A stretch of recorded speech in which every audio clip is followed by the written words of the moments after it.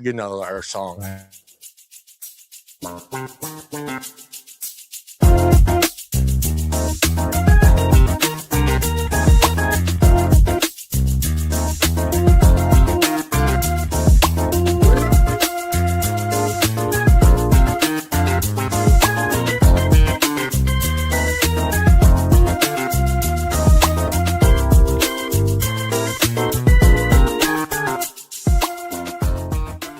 Big shout out to all the hot moms out there from the boys here at the Afternoon Delight podcast. We see you, ladies.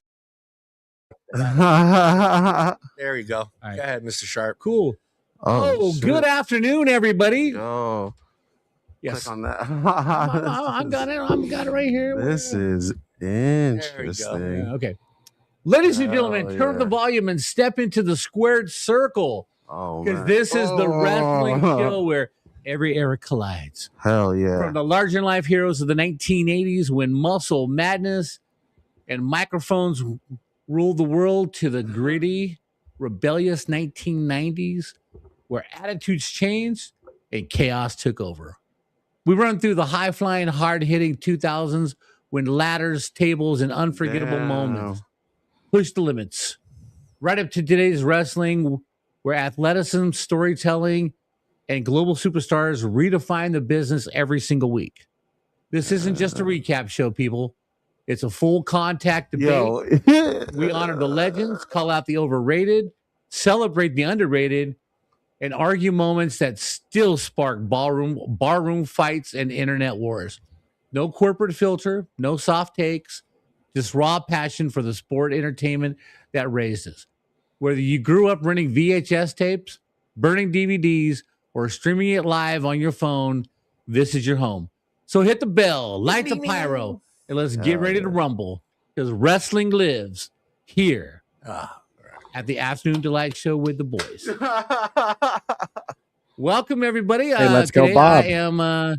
Today I am the hostess with the mostest, the toast of the coast, the ones the ladies want the most. I got blue-eyed steel and sex appeal. Damn. I am white sugar soul, baby. And those were the immortal words of my hero, Dusty Rhodes. Shout out Dusty Rhodes, man. Shout out Dusty Shout out Rhodes. Cody Rhodes, American Nightmare. Hell yeah. Cody Rhodes. That's Dusty Rhodes. You I'm can shut it God, off. I'm That's trying off to after off. It'll go off. to get that over And there. Julian, you're in charge of chat. So Oh, my Oh yeah, God. let's go, Bob. I already So- said let's go, Bob. I already put it up. Before we start our wrestling show, Yeah. we are going to get into some strange news and facts. By the way, let me introduce people. In his own separate office in his four-cornered ring, we have the Hoochie Daddy, but our Julian No, don't- Valdez, What the and fuck to is my going right, on? I got Hey, my too wild. co-host Too wildin' out. today. Too wildin' out. I've got Yeah. I've got John, the original Italian stallion, Yeah. Philadelphia, and I've got Philadelphia Bomber. and, Fuck you, Tony to Bruno. and to my right, I've got the fantastic Filipino Oh shit. Art Hell Nunez. yeah. Wait, I didn't mean to like give up his It's all identity good. because of his mask. Yeah, you can take that off We- there until you're ready. hopefully- Oh, I am. We might unmask me later. I don't know. Oh, there we go. All right. So anyway, today we are going to start with some strange news. Yeah. Okay, gentlemen, how do you feel about this? Pornhub reveals number of women watching X-rated videos is surging. All right, women. New report exposes the top U.S. searches. Fellas, how do we feel about more women watching porn? Oh, what is this you're talking about? What is this you're talking about? More women are watching porn. What's that mean? More women are watching porn. Yeah, porn used to be guys watching all the time. What is that? Like wrestling? No, Are we talking about some kind of wrestling thing? or what? yeah. They're gonna get into the You figure can four. wrestle if you want. Yeah, they're gonna get into the figure four. But no, Is Pornhub like WWE, but like in, Yeah. in Spain or something? exactly. But also, Exactly. like overall, there's more women or more men than women that are watching it.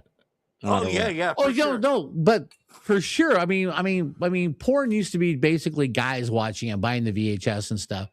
But there's more women watching porn now. Yep. Does that surprise you, Julian? No, dude. Listen, girls are just as horny as we are, Bob. Come on, bro. They are actually hornier, but Is this they true? don't like to admit it. Yeah, but Bob, Women in the chat, what, get in there. You what, guys what hornier it's than showing this? is that it's now becoming more prevalent with women wanting to watch it. Before they may have watched a couple seconds of it, but Right. you're going to see numbers that are going to surprise you. That even on the screen there, the Philippines just like Philippines are waking up, bro. They're like, hey, the Filipino women are hornier than most women in the country. You can see those stats right there. Well, okay, so my question is, okay, let's see here. In 2025, the fairer sex made up a sizable 38% of all visitors to adult websites. They're number one, dude. The Philippines is number one. A 14% surge since 2015. Shout out to the Philippines. It's because they're all nurses. That's why. There you go. You mother. So, don't do Take that. the overlay off. Don't say that. Please, bro. My mom's a nurse. All right. So Don't do that. over the last decade, our statisticians have been tracing the proportion of female visitors to Pornhub. They have noticed an upward trend over the years, putting into question the data umbrella statement. It's only men who watch porn. Hey, Luis brings up a great point. Mrs. Art, you are fantastic, Mrs. Art. In the Philippines, Colombia, and Argentina, women now make up a majority of Pornhub visitors. In Mexico, the stats were almost split. That's crazy. 48% of all visitors into the site this year were female. 48, dude. I mean That's half. Every other person in New Mexico going on Pornhub is a woman. Yeah. And that's, Hey, that's awesome. good to know, huh, Julian? Yeah. Meanwhile, American men are still more likely than their female counterparts to peruse porn. Yeah. With just a quarter of all searches, 28% conducted by women. Ladies, what's up? I am not in this conversation. I don't know. The year in review reports exposes the specific X-rated productivities of kinksters across the USA. Latina was the most popular search term in America for 2025. According to the company head, MILF and Asian came in second and third, respectively. Always coming in. We got to go into that one a little bit because all right. What? Yeah, Latina is the highest search. Latina's the highest. Yeah, Latina. Hey, who doesn't love like a big boob Latina goddess? You know, who I don't know. Just says Latina. Yeah, and then we're going with MILF and then Asian. Yeah. Okay. Well, what about Asian Latina MILF? Asian milk. Julian's like, yeah, man, we covered my top 3 searches right there in one All sentence. 3 right there. Asian Latina MILF. So what you're telling me is more women out in Europe like wrestling more than yes, and they're going to this wrestling website. Yes, down in South America they are. Hell yeah, yeah. It's just so searches. Wrestling. Yeah, searches for Indians surged in popularity per the raunchy report, while furry fell out of favor. Oh, the number of searches for that term decreased when compared to 2024. I feel like you stabbed me in the heart. With the furry I think you stabbed me in the heart, bro. Like no, dude. Latino dilfs, bro. What the dude? What is going on, man? That's the divorcee I'd like to. Jason wants a Latino dilf. Well, no. So seriously, okay. So when I was your age, Julian, here comes the story. Yeah, there's always a story.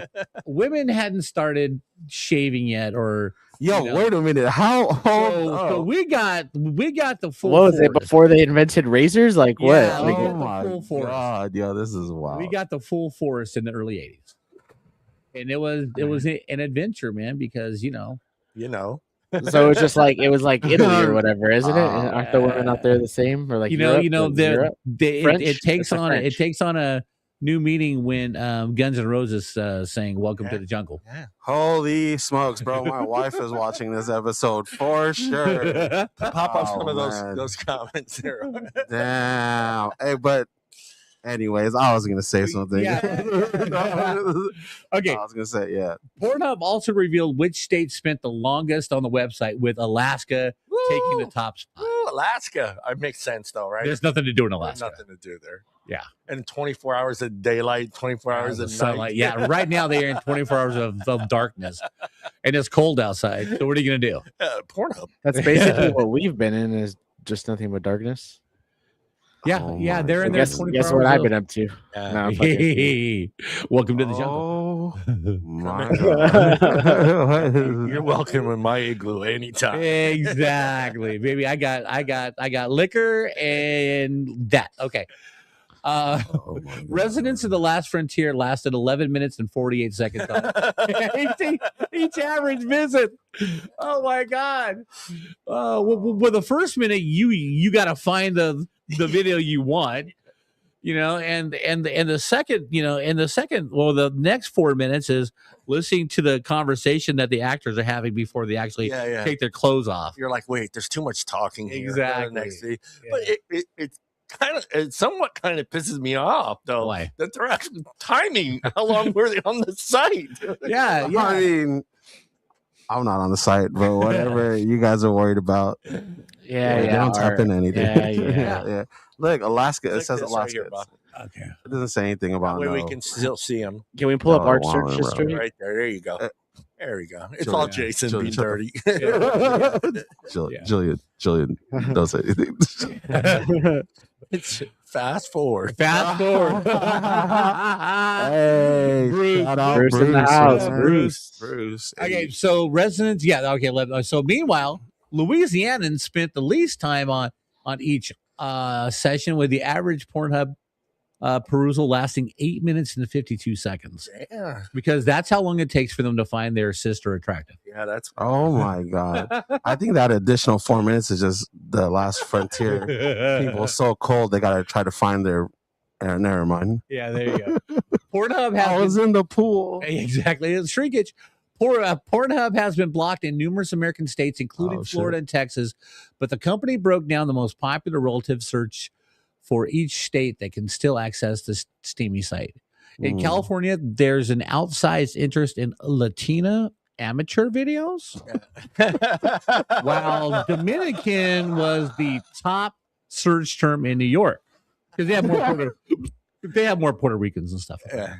Yo. But here we go. This is what I'm liking right here. Ready? Oh shit. Thick took top spot in Louisiana. Thick. While Two C's. while Puffy Nipples. Wait. Puffy nipples? Hold up. Puffy nipples proved All right. particularly popular in Pennsylvania amongst the Amish. John loves the puffy nipples. John loves him some puffy Apparently, nipples. so do Amish people. Oh, wait, no, he's Philly. Huh? You're Philly, John. You're Philly. Yeah, you're Philly. Yeah, Philly, Pennsylvania. Pennsylvania. There you go. Yeah. Pennsylvania. That whole Maybe state the people of just Philly are different. Maybe they're the ones that like the thick, and then the puffy nipples is. Maybe they know something we don't know, Julian. Maybe the puffy nipples. Hey, Art, you what don't does think I that haven't? mean? You don't think I haven't been on the puffy nipples, bro? There you I don't know go. who you're talking to, bro. The I'm thick- not even here, dog. thick Jeez, puffy you guys milk- call me. This is the fantastic Filipino here. Y'all caught me on a real weird time, bro. My wife is watching. We out here talking about Latino amateurs and Dominican puffy I nipples. do dog. the I'm like, Asian, Latina, amateur, puffy nipple, MILF. What else? And thick. Yeah, that's my search. Dude, That's my search. I'm surprised that they didn't look in Arkansas and Alabama for stepsister porn. yeah. oh my god. Well, I I'm was so- surprised that Babe, I'm I so was sorry. surprised. I was kind of surprised to see Julian's reaction to the furries being knocked out of the top three there. I don't no know. more furries. That's a sad day, but I want to interview the furries and see how they feel about this. There you go. Yeah, facts. And I want to get one of the suits just to try it. Like, why not? Yeah. All right, hey Julian, we don't condone anything. Like, we're not mad, bro. Just be a furry, dog. You don't have to like give I can't. excuses. I Julian, can't be a furry. I highlight- can't be myself. You know my I true like self. Bertha's comment there. I'm confused about the nipples. I'm confused. Anybody want to all this. explain what puppy nipples are? Yeah, please. Can you explain this? I don't even Like, know. what I makes don't a even- nipple regular I'm versus not like putting puffy? it on my Google search. I am not looking for that for sure. Knowing my luck, I would accidentally type puppy nipples and fucking. The dog with 12 nipples. Oh man, you seen how fucked up my logs are, dude? Like, I'll be fucking misspelling shit all the time, dog. Like, I'm fucking. It's not happening. Bertha, we have nipples. Okay. Highlights. Highlights on. Headlights Headlights on. All right. Yeah. Now, that took a different turn. Okay. Yeah. All right. Let's get to the meat of the business. Yeah, let's get to the heart of the show. Let's get You to. can close that one if you want. I am going. Actually, if you scroll down, keep scrolling. There you go, Mr. Sharp. There's some notes for you right there. There's some notes. Okay. Johnny's the fucking man. If you keep scrolling, you'll see each decade broken down. Okay. Cool. I know you know all those guys. I do. And I was basically, my first question, and I will go with the fantastic Filipino over here. What was your first moment that you were watching wrestling that you were hooked? Was it a match or was it a superstar? It was just always on in my house, bro. My brother loved it, and growing up in the era of seeing people like Ultimate Warrior, there you go, or like Jake the Snake, like bro had a fucking snake with him. He did. Before he was the Heartbreak Kid, he was Shawn Michaels. He was part of the Rockers. Midnight Rockers. Yes. Yeah, I mean, my brother loved that tag team, so it was just something that my brother was into, and I got into it because of him. All right. Hey, John, growing up in Philly, I know the date because I was shocked because it was the first time in 1978. Damn. We used to go across the street. I didn't go for some reason. I remember not going all the time, me and my brothers, but my grandmother, my grandfather, my dad, and my mom would go across the street to our cousin's house in South Philly to watch wrestling. Okay. So when we got older, we started going. And so in 1978, I'm 10 years old. We go over there. And I'm trying to remember. He was called the Golden Boy or something. Okay. What was Ric Flair. California Boy? No. Hulk Hogan. What was his first name? Oh, well, no. So Hulk Hogan, his first name was Sterling Golden. Yeah, there you go. Right. His first name was, he was part of the, when he first started with Bruce the Barber Beefcake, they were in Memphis and they were the Hollywood Blondes. Yeah. And then he went through some different personas, but he was Sterling Golden first because he came to Georgia as Sterling Golden. Yeah. I remember it because I was like, my grandmother was so excited to see him coming in. He's running down there. I'm like, looking at this guy, and this is when he had the holes ripped in it. This is like, I think it's his first match in WWF. Right. And I was like, what the hell is going on? I'm watching my grandmother blush, and I'm like, okay, what's the deal here? My grandmother's totally in love with him. And of course, when the other Italian wrestlers came out, Bruno Sammartino. But that's my first experience with wrestling. And it's Hulk Hogan. I can't remember who he fought, but I remember it being 1978. He was on TV. It was black and white. Yeah. And this little TV. And there's like 25 old Italians sitting there watching this. Fuck you, Jason. And I'm like, I'm tripping out. My brothers are tripping out. It's like, and then we were kids. So you assume there's grown men beating the shit out of each other in the ring. Right. And I'm not going to spoil it for everybody out there. Right. So, and that's the whole deal. I mean, when I was a little kid living here the first time in California, when I was in second grade, we had like the High Chief Peter Maivia, who's Rocky Johnson's grandfather. Dwayne The Rock Johnson's grandfather. Yeah. We had Rocky Johnson, but do you remember the old Greyhound station on 7th and 10th? Well, across the street from there was the Uptown Arena. And every other Friday they had wrestling matches. You had Pat Patterson, and this is the old days. Okay, this is the old days. Kevin Sullivan came out with Bob Roop and then Jimmy Golden. But my first big pop with wrestling was we got cable in 1977 when cable first came out. So we got WTBS and Georgia Championship Wrestling. Go Georgia. Yeah, Mr. Wrestling 2. And I can't remember who his partner was going to be, but they were wrestling Ole Anderson and Ivan Koloff.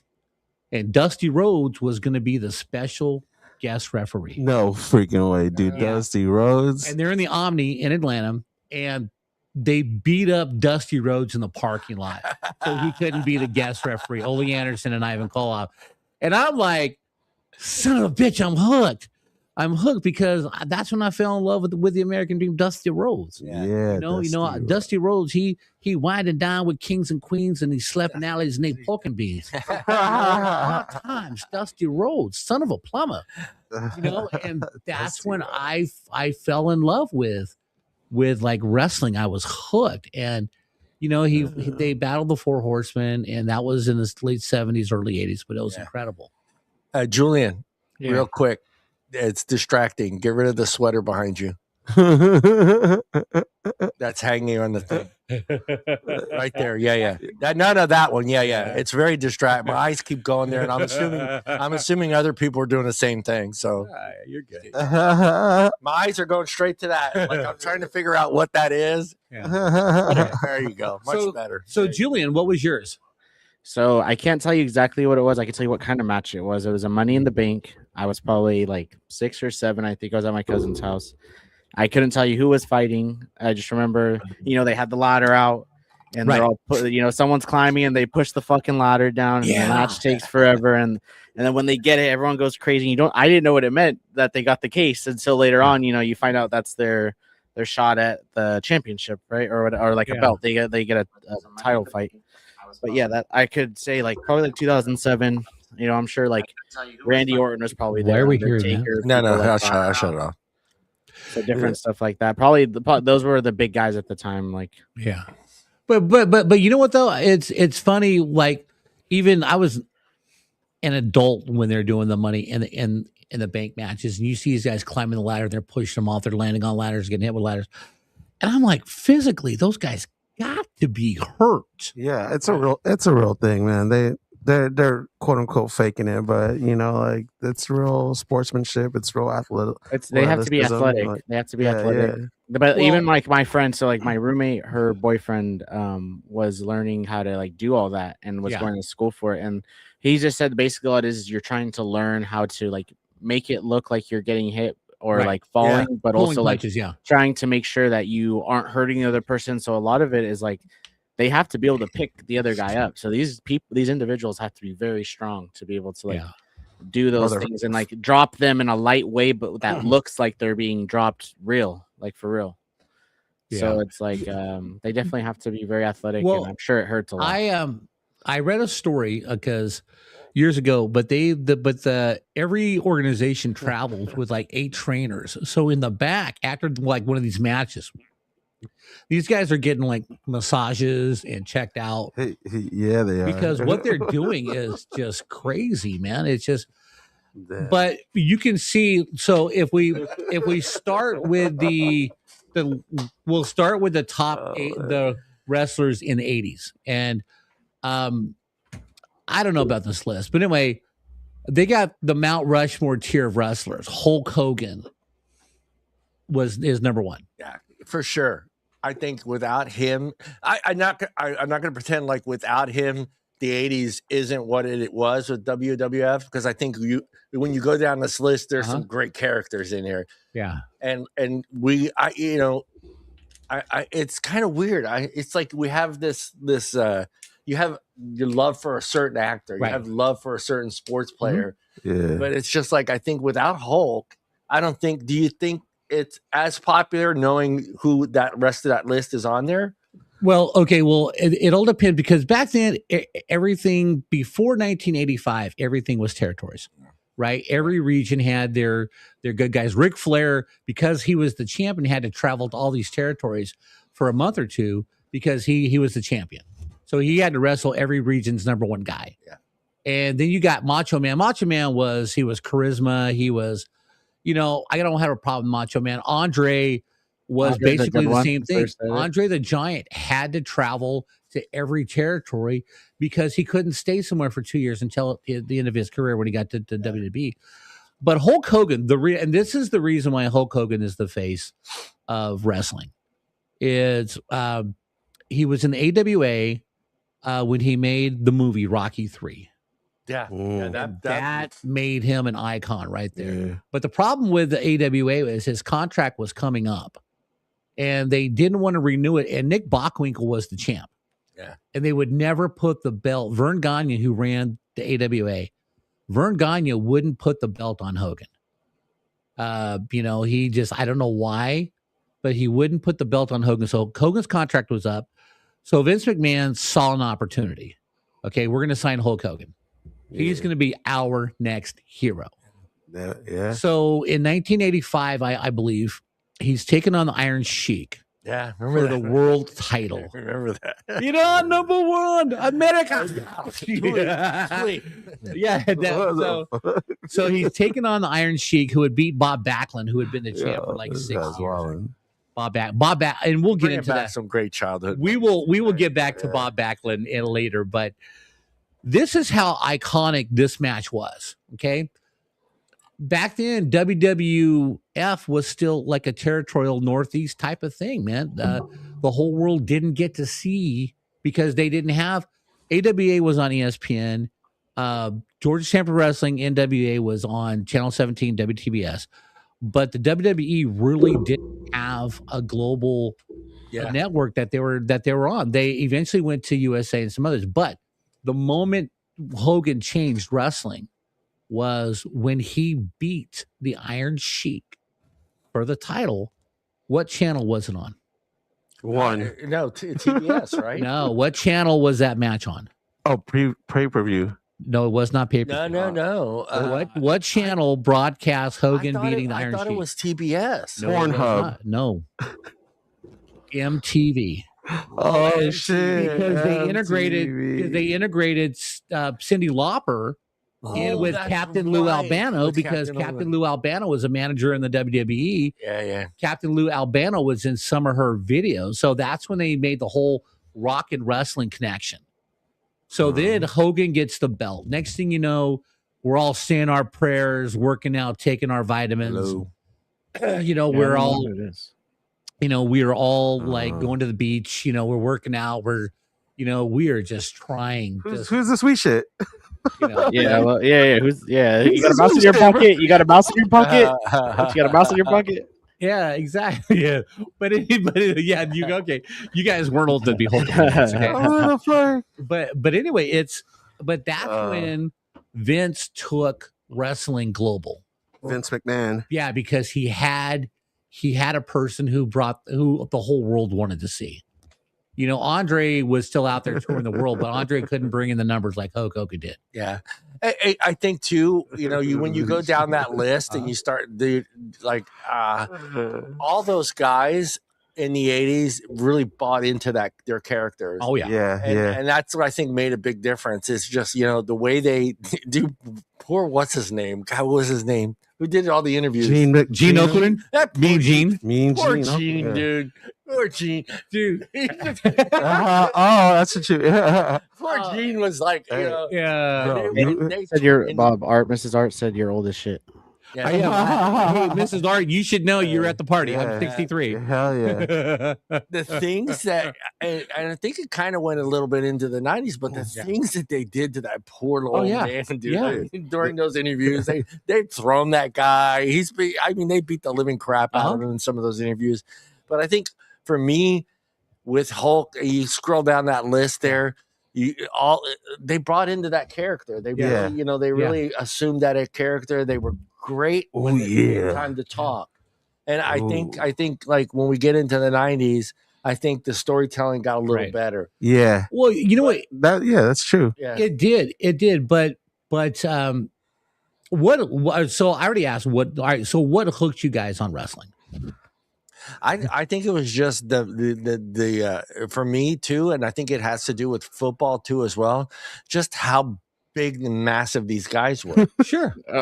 So you like big guys, huh? You're a little kid. You're a little kid. Guys, and you can't imagine how big. Oh, I can imagine how big they a get. guy like Hulk Hogan is. I can imagine how big 6'8", 6'9". And I'll tell you a story when I realized how really big Hulk Hogan was. Is because back in the 80s, he always was talking about how big his arms were. 22-inch pythons, brother. Yeah. So we grabbed me and my brother grabbed that. The old yards. Yeah, the tape measure. The tape measure. The one for sewing my grandmother had. Clip that for and we're putting it up against our arms, and I'm like 8. 6, 5. You know, and I'm like, 6, 7 probably. 6, so 7. we're trying to see what 24 looks Right. like, and we're like, holy shit, you know. Yeah. Yeah, Mrs. Art, Damn, we are going to get to that part about what love can you big smell guys, with the Jason. rockets. All right, so, Hey, no, but hold on. Going back to Mean Gene, I get what you're saying. I didn't even think about like how short he was, and Yeah. I'm just like, yo, this fool has to interview coked out,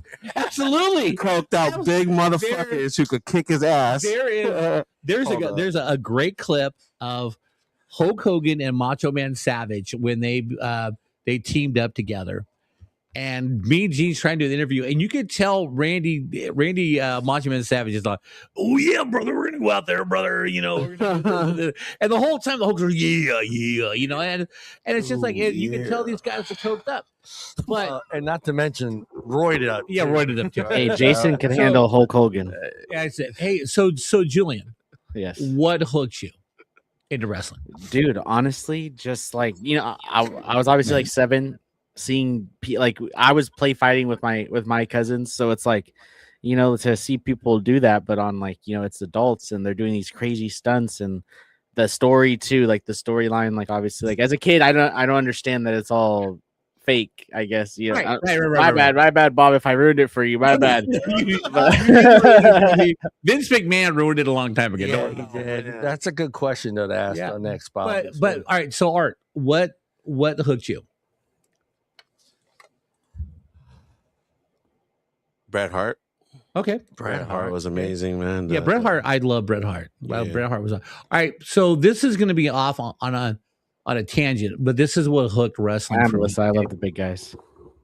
All right, facts. Because shout out, Alyssa, bro. What's cracking? yeah, every week when you turn on wrestling, okay, you're watching good versus evil, and you're hoping good prevails. Yeah, you know. And as a little kid, I'm not gonna lie. If Dusty Rhodes lost to Ric Flair, I cried, man, because Ric Flair was the dirtiest player in the game. The dirtiest thing, you know. But that's before That's before we all realized that it's fake. Yeah, you know. But you get so emotionally attached that because there's a great story about people getting emotionally attached, like especially down south, mid south. So there's love that down there. There's this match, steel cage match. Jerry the King Lawler is facing Austin Idol, and it's whoever loses has to get their head shaved. Okay, and it's no disqualification, but it's in a steel cage. Okay, so Tommy Wildfire Rich is hiding under the stage, pops out, and Austin Idol and Tommy Rich are beating the hell out of Lawler. Lawler is the king of Memphis. Jerry Lawler is the king of Memphis.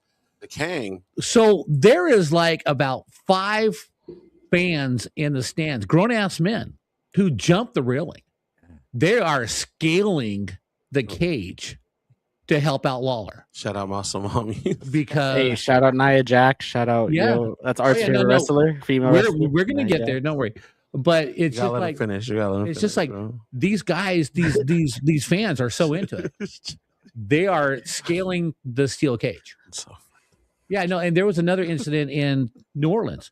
The Freebirds, you know the Freebirds? The Freebirds. They were flying fanatics, bro. The Freebirds, man. Yeah. So the Freebirds were taking on Colonel Buck Robley in the Junkyard Dog. And again, it was whoever lost, whoever got pinned had to have their hair shaved. But I would love they had this hair cream that you put on your head and your hair would fall out. Pinned. Yeah. So the Freebirds pulled out the hair cream. They accidentally threw it in the eyes of the Junkyard Dog, making him blind. He couldn't see the birth of his son. No, for real? Oh, yeah, that's the storyline. Oh, that's the story. Yeah. So got me. The fans were pissed. So a week later, they are wrestling in Little Rock, Arkansas. I love the ones that are on TV. And the Freebirds have to go to the police station. Yeah. And have the police ride in a police car to get into the arena. Because the fans, they had tried once, and the fans like were throwing shit at their car. They had knives. They were going to shank the Freebirds because what they did to the Junkyard Dog, right? The fans weren't hip yet. It's just a show. It's just an act. But yeah, they had a lot of that stuff down south. That was crazy. But wouldn't you want them? What's up, Jay? I was gonna say, wouldn't you like? Isn't that like a positive though for wrestling scene? Because like, wouldn't you want people to believe that? Like, absolutely. It's like the Santa Claus thing. Like, you want those kids to believe in Santa Claus what's as long Santa Claus as possible.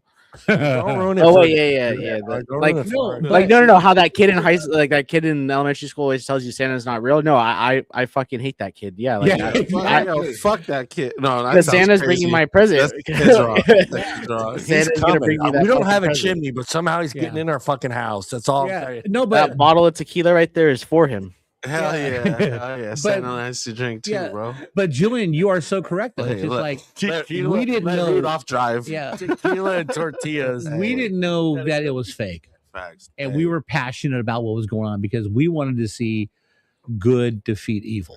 You know, Jason, you wrestled your sisters? hey, And, I What mean, the too. I mean, they fuck? played into. That's one of the things I have to agree with you is Ed McMahon, a great promoter, Vince McMahon. Yeah. because he took what was going on Uh-huh. and he used it in a way to benefit himself. So during the Iran crisis, what did he do? He pitted the U.S. against America. Absolutely, you run number one. Gee. I didn't even think about that. He knew how to. He knew how to bring in the audience, and I'm still, honest to God, I'm still blown away. Me and Bob would do Shout a out sports John show Cena, bro.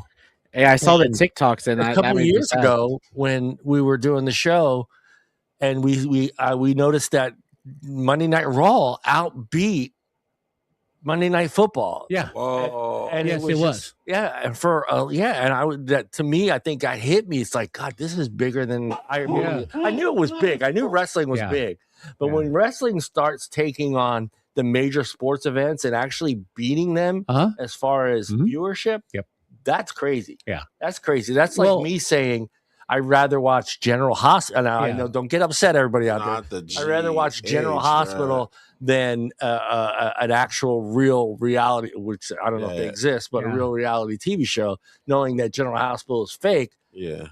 So it's amazing. That's amazing. Hey, brother, there's a lot of reasons why Bob gets happy.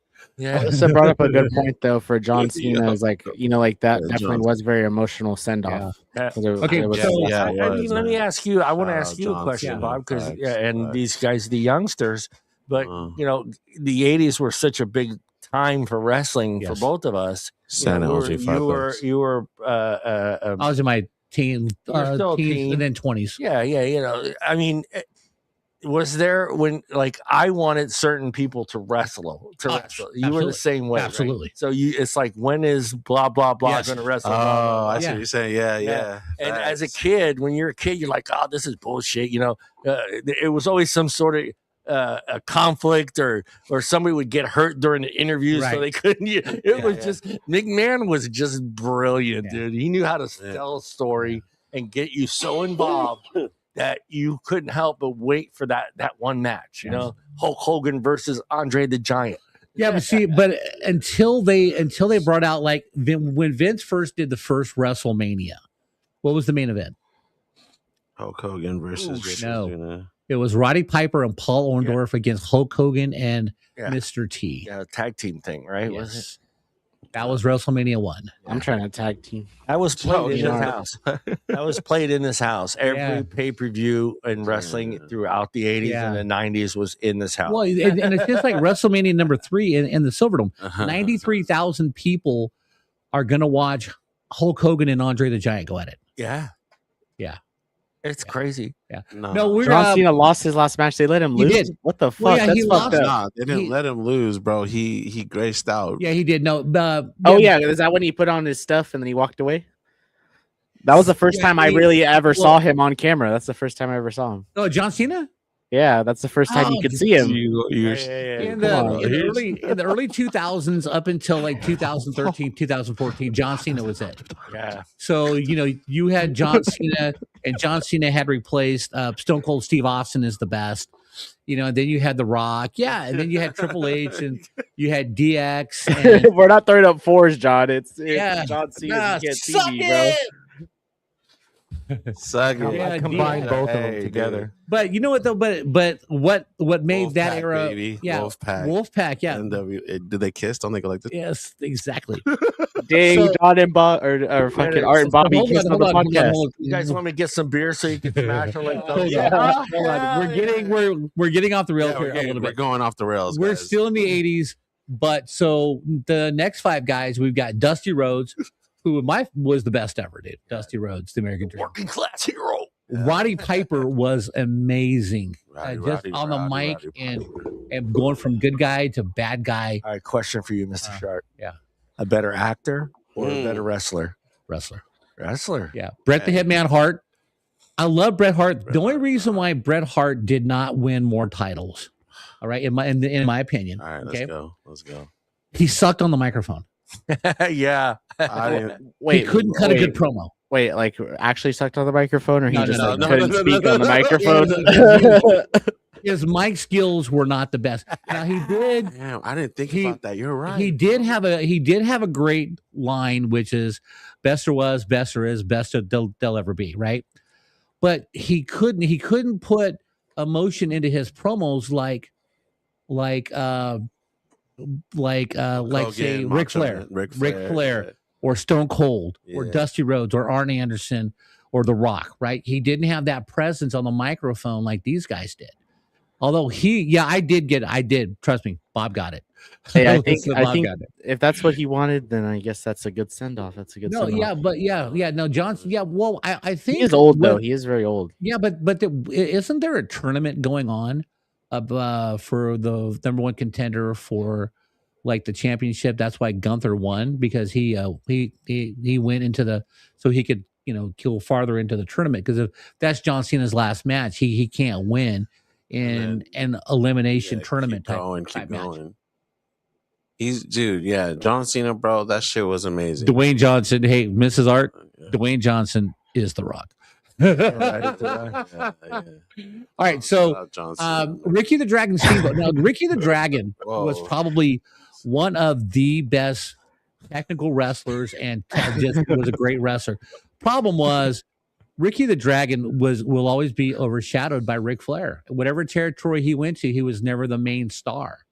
He was always taking a backseat to like Ric Flair, or when he came to WWE, he was never really going to be in the contention for the title because Hogan was wearing it. Yeah, and Vince never put two good guys in a match together for a title until the Ultimate Warrior thing. But yeah, I mean, Ricky the Dragon was incredible. Let's see. Now let's go up here. Oh, here we go. Now we started talking. 2 different people, 2 different personas. Yeah. So here we go. Now, I remember watching the next guy, the franchise stars and icons, right? Sting. All right. So Sting and the Ultimate Warrior started in wrestling together. They started in Memphis as the Powerhouse Connection. Then they were the Blade Runners. And then the Ultimate Warrior got a better contract and went to the World Class Championship Wrestling in Texas. And Sting went to the UWF. Wait a minute. Hold on, dude. Are you telling me Sting and the Ultimate Warrior were tag team partners once? Yeah, no, they started in the business together. But together, but not tag team. Tag team. They were the Powerhouse. If you go back and look at some old wrestling from Memphis, they were the Powerhouse Connection. Then they were the Blade Runners. Bro, I did not know that. Yeah, and then like I said, the Ultimate Warrior got a better deal, so he went to Texas and went to World Class.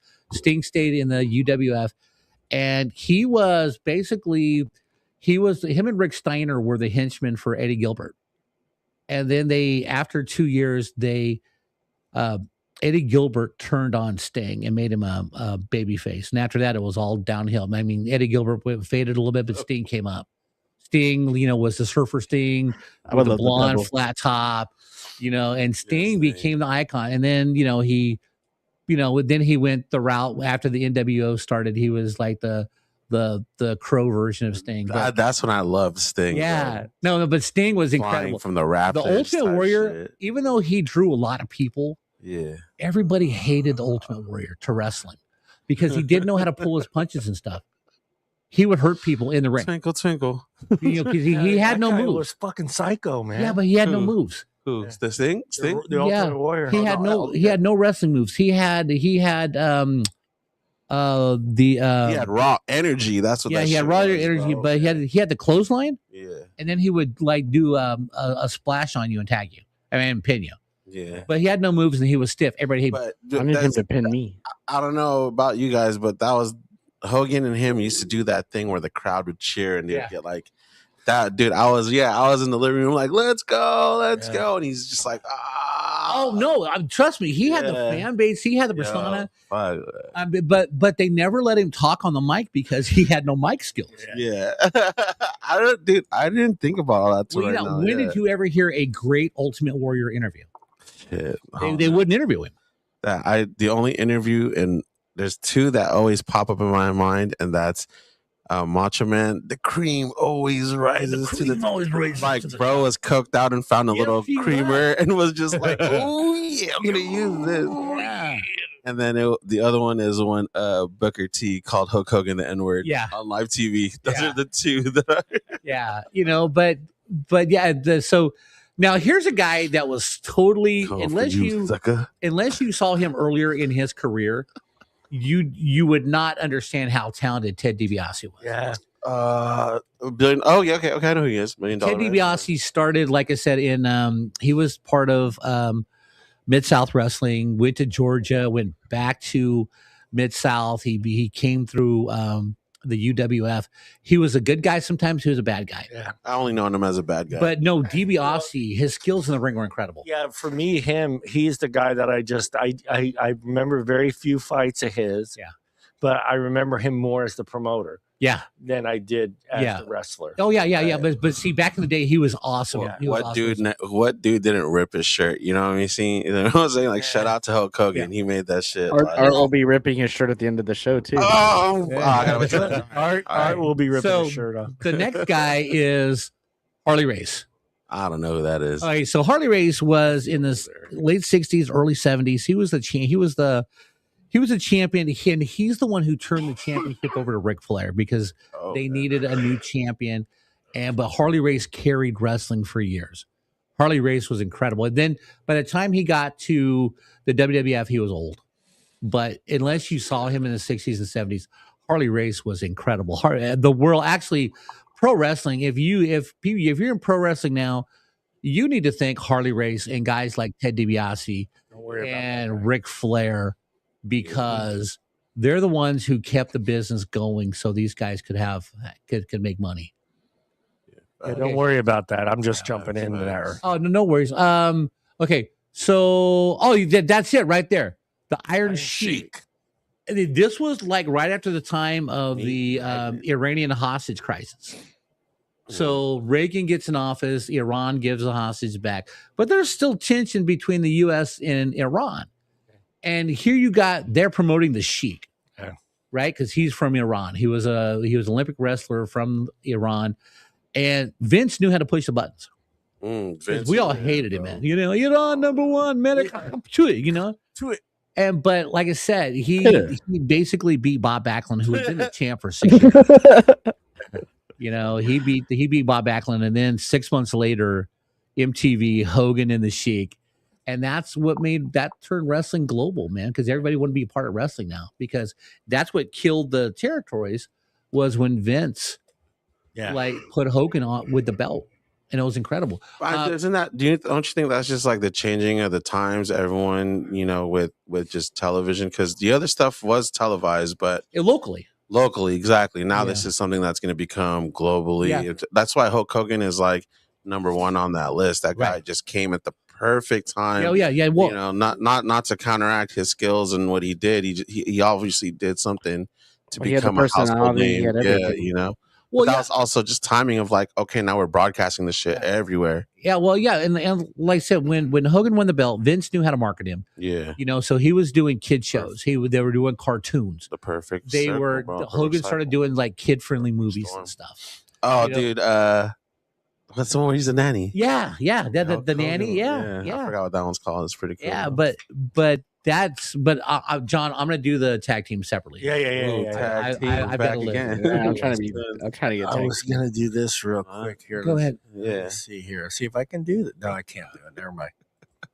Okay, the top wrestlers in the 90s. Fuck, let's go. Damn. All right. So the first guy on here is Stone Cold Steve Austin. Yeah. Stone Cold Steve. Oh, the beard's America, bro. When I think of Stone Cold, I think America. Absolutely, But Steve Austin started in. He did a bunch of. He was in Memphis first.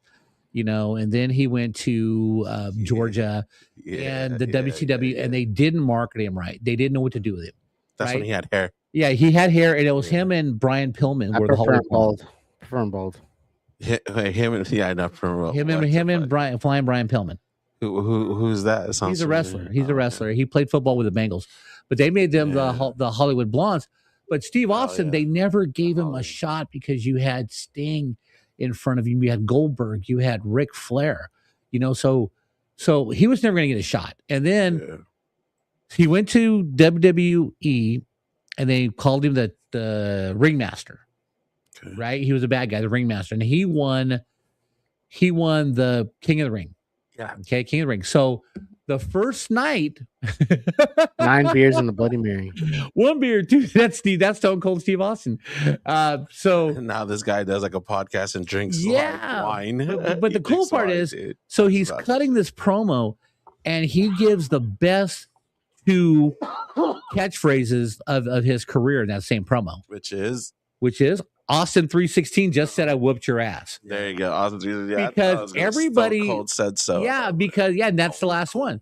And because everybody in the crowd had these John 316 signs. Yeah. So he's doing the interview, and this is all totally made up. And he's doing the interview, and he's going off the top of his head. And he looks out and he sees the John 316. Goes, I see there's a lot of John 316 signs out there. Well, Austin 316 just said I whooped your ass. And the crowd goes crazy. Right.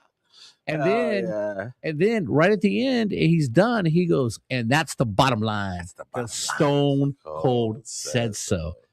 So give me a beer. Yeah, but no, not yet though. But here's the problem. He was a bad guy. Yeah. Right. So they had a problem because the next couple weeks, even though he was a bad guy, people were cheering for him. Yeah. I didn't always think I know what you mean. He wasn't like that particularly good guy. The anti-hero. Yeah, there you go. The anti-hero. The anti-hero man for sure, bro.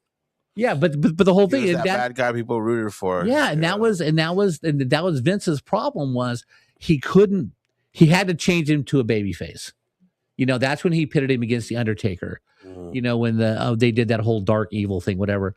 But yeah, Stone Cold, the crowd ate into it because the next week everyone's carrying Austin 316 signs. You know what I'm saying? Yeah. Dude. So and now it didn't take Vince McMahon long to promote that quickly. Yeah. Print the shirts, baby. We're making money now. We're making money. Yeah. So that's now. Yeah, and you're right. I love Stone Cold. I loved. I'm going to get to Kurt Angle. Don't worry. But yeah, Stone Cold. But then The Rock. See, The Rock started out as a bad guy too. Yeah. Yeah, he was kind of like when his first persona reminded me of like Razor Ramon. Yeah, he had like the silk shirt, the chain. You know what I mean? Yeah. Like, he came out in the Nation of Domination. Okay, and you had the leader was Ron Simmons, Farouk, and then you had D'Lo Brown, and then you had the Godfather. And then you had The Rock. Well, The Rock was supposed to be shout out the bloodline. Yeah, man. Shout out. So The Rock had to be like the fourth stooge. Well, The Rock started getting popular because he was good on the mic. He was better than Ron Simmons, Farouk, right? Most entertaining man. So bro. Yeah, that's why The Rock, they had to put him in charge of the Nation of Domination, and then they had to cut him loose from being a bad guy to a good guy because just like Stone Cold, the crowd loved him. Everybody was cheering him. Yeah. Yeah. So The Rock had to be a good guy. So The Rock had to face Triple H, Shawn Michaels, those guys. Because NWO was like, was this NWO time or NWO was still in WCW. Oh, okay. Yeah. NWO had not hit the WWE yet. Okay. And this is when with The Rock and Stone Cold and Triple H, they're the ones that took back the ratings from WCW from the NWO. I remember Triple H when he was just called Hunter Hearst Helmsley, and he would spray the cologne. Yeah, that was horrible. That was that was horrible. But and the Hulk Hogan reintroduced. You know what though? I gotta say, okay, WCW was brilliant, and this was probably all the time. There's like heel turn, babyface turn, right? Yeah. They go from good guy to bad guy. The loudest pop ever, the most intense flip was when Hogan dropped the leg on Macho Man and he was the leader of the NWO. Oh, it was in a pay-per-view. It was Hall and Nash. They were wrestling Sting, Macho Man, and I forget who the third guy was. And Hall and Nash are kicking ass, and they got, and then all of a sudden you see Hogan coming down and the crowd's cheering because Hogan's gonna save the day. Hogan's gonna beat Hall and Nash and get rid of these two losers. And then Hogan gets in the ring, I see you. And then Hogan drops the leg on Macho Man. Damn. And says, and then now he's a bad guy. The whole world, little kids were crying. Yeah, that's how intense it was. Little kids were crying. Yeah, and it was just, that was the most amazing babyface turn to a heel ever. All right, so who do we got next? We got Bret Michaels. Sean. Shout out to Bloodline. Bret the Hitman. We talked about him. Shawn Michaels. Shawn Michaels was an incredible talent. He started with the Rockers. And he turned on Marty Jannetty. But Shawn Michaels he was on the mic great. How could I even kick that high? Yeah, exactly. Sweet chin music, baby. Sweet chin music. But here's the guy. Okay. How would I even get that high? Yeah. Here's the guy right here. Yeah. He was in hilarious. Memphis as some stupid characters. He was in the NWA as some stupid characters. He never got a great push. Never. Then he goes to WWE, does the persona of The Undertaker. And this guy is like one of the greatest legends ever. The creepiest, but honestly, to God, how it's a big deal, coming into the ring and the music you choose and the atmosphere you create. Yeah. But man, it's so creepy. You had to love it. Him coming in here, not seeing his eyes, just that music. Well, because so the Freebirds were the first people to use a ring entrance, and they played Freebird on the way in.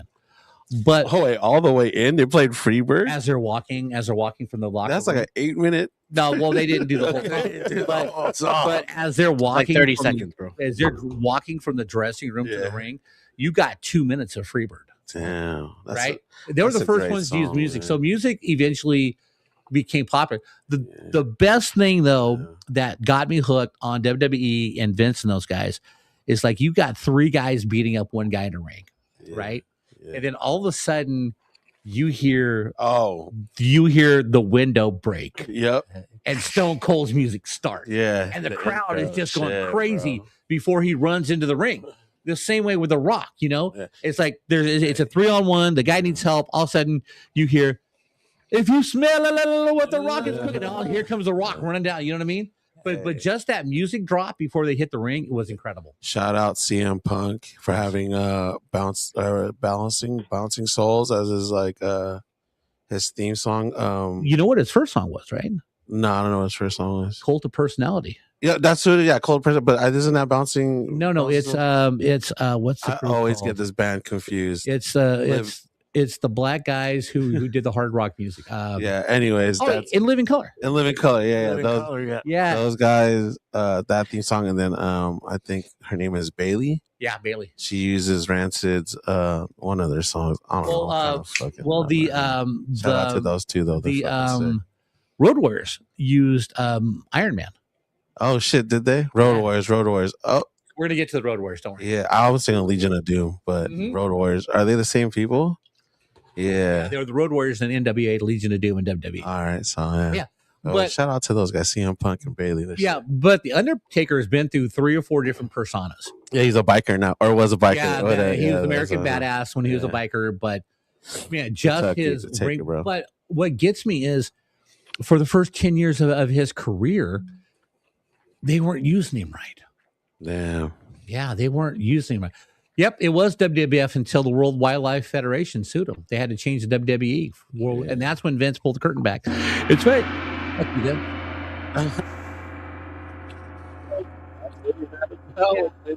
That guy's a savage. I'm still mad about Vince, but a whole bunch of other stuff. Hell yeah. Well, we talked about Sting. We talked about Ric Flair. This dude hardly anybody knows. Goldberg, right? Shit. WCW Goldberg every night, man. Was he? That guy was a weirdo. What team did he play for? He played for the Atlanta Falcons. The Falcons, yeah. I thought he wait. He went to what school, Johnny? Oh, what school did he go to? Go Dogs! Ribbit. Yeah, he was a Georgia Bulldog. But Goldberg, for the 2 years Goldberg was in WCW fighting the NWO, Goldberg was the shit. Right, Goldberg. Everybody wanted to be Goldberg.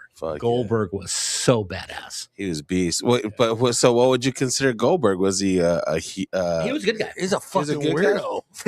Dude, I always thought Goldberg was see, there's those people, man. I don't know. I feel like when you start clicking up is when you are deemed like the bad guy or whatever. But some of these guys, I never even thought about that. Goldberg should have stole one of Andre the Giant's moves because he would have fit his persona, and that was the thumb thing. Yeah. He was that kind of. That's how I got off. I'm not trying to say the word. I don't want to say the word.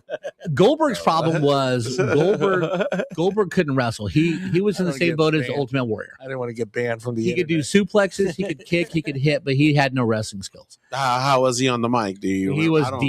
He wasn't great. Yeah, he wasn't. Well, his catchphrase was "Who's next?"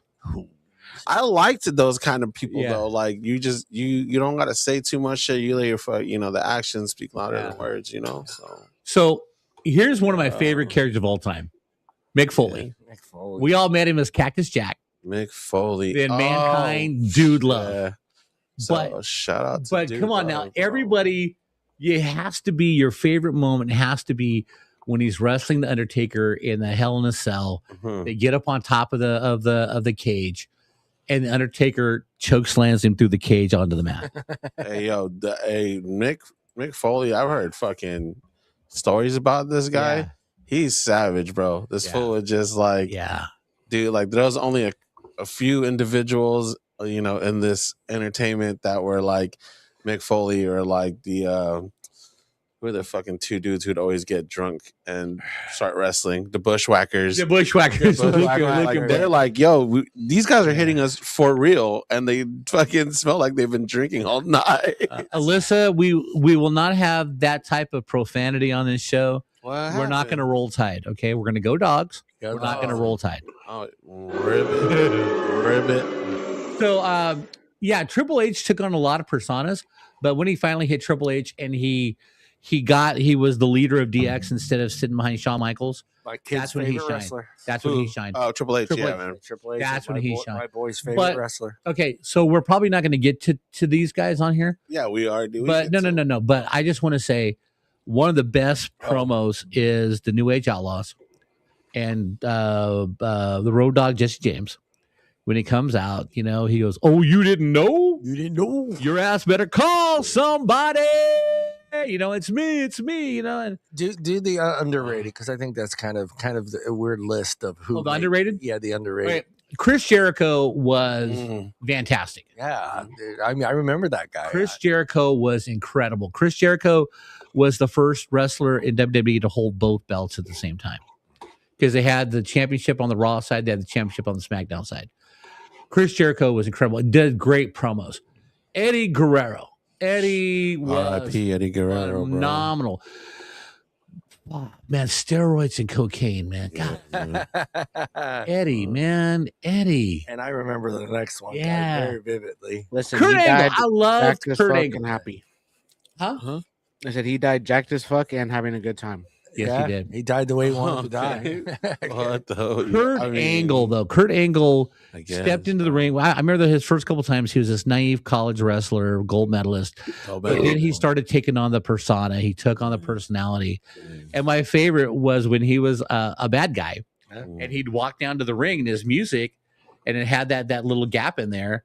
And the crowd would go, "You suck, you suck, you suck," and it just Kurt Angle was so awesome, but the only gold medal wrestler, only gold medal winner, The only bad part that I really hated for Kurt Angle was real life.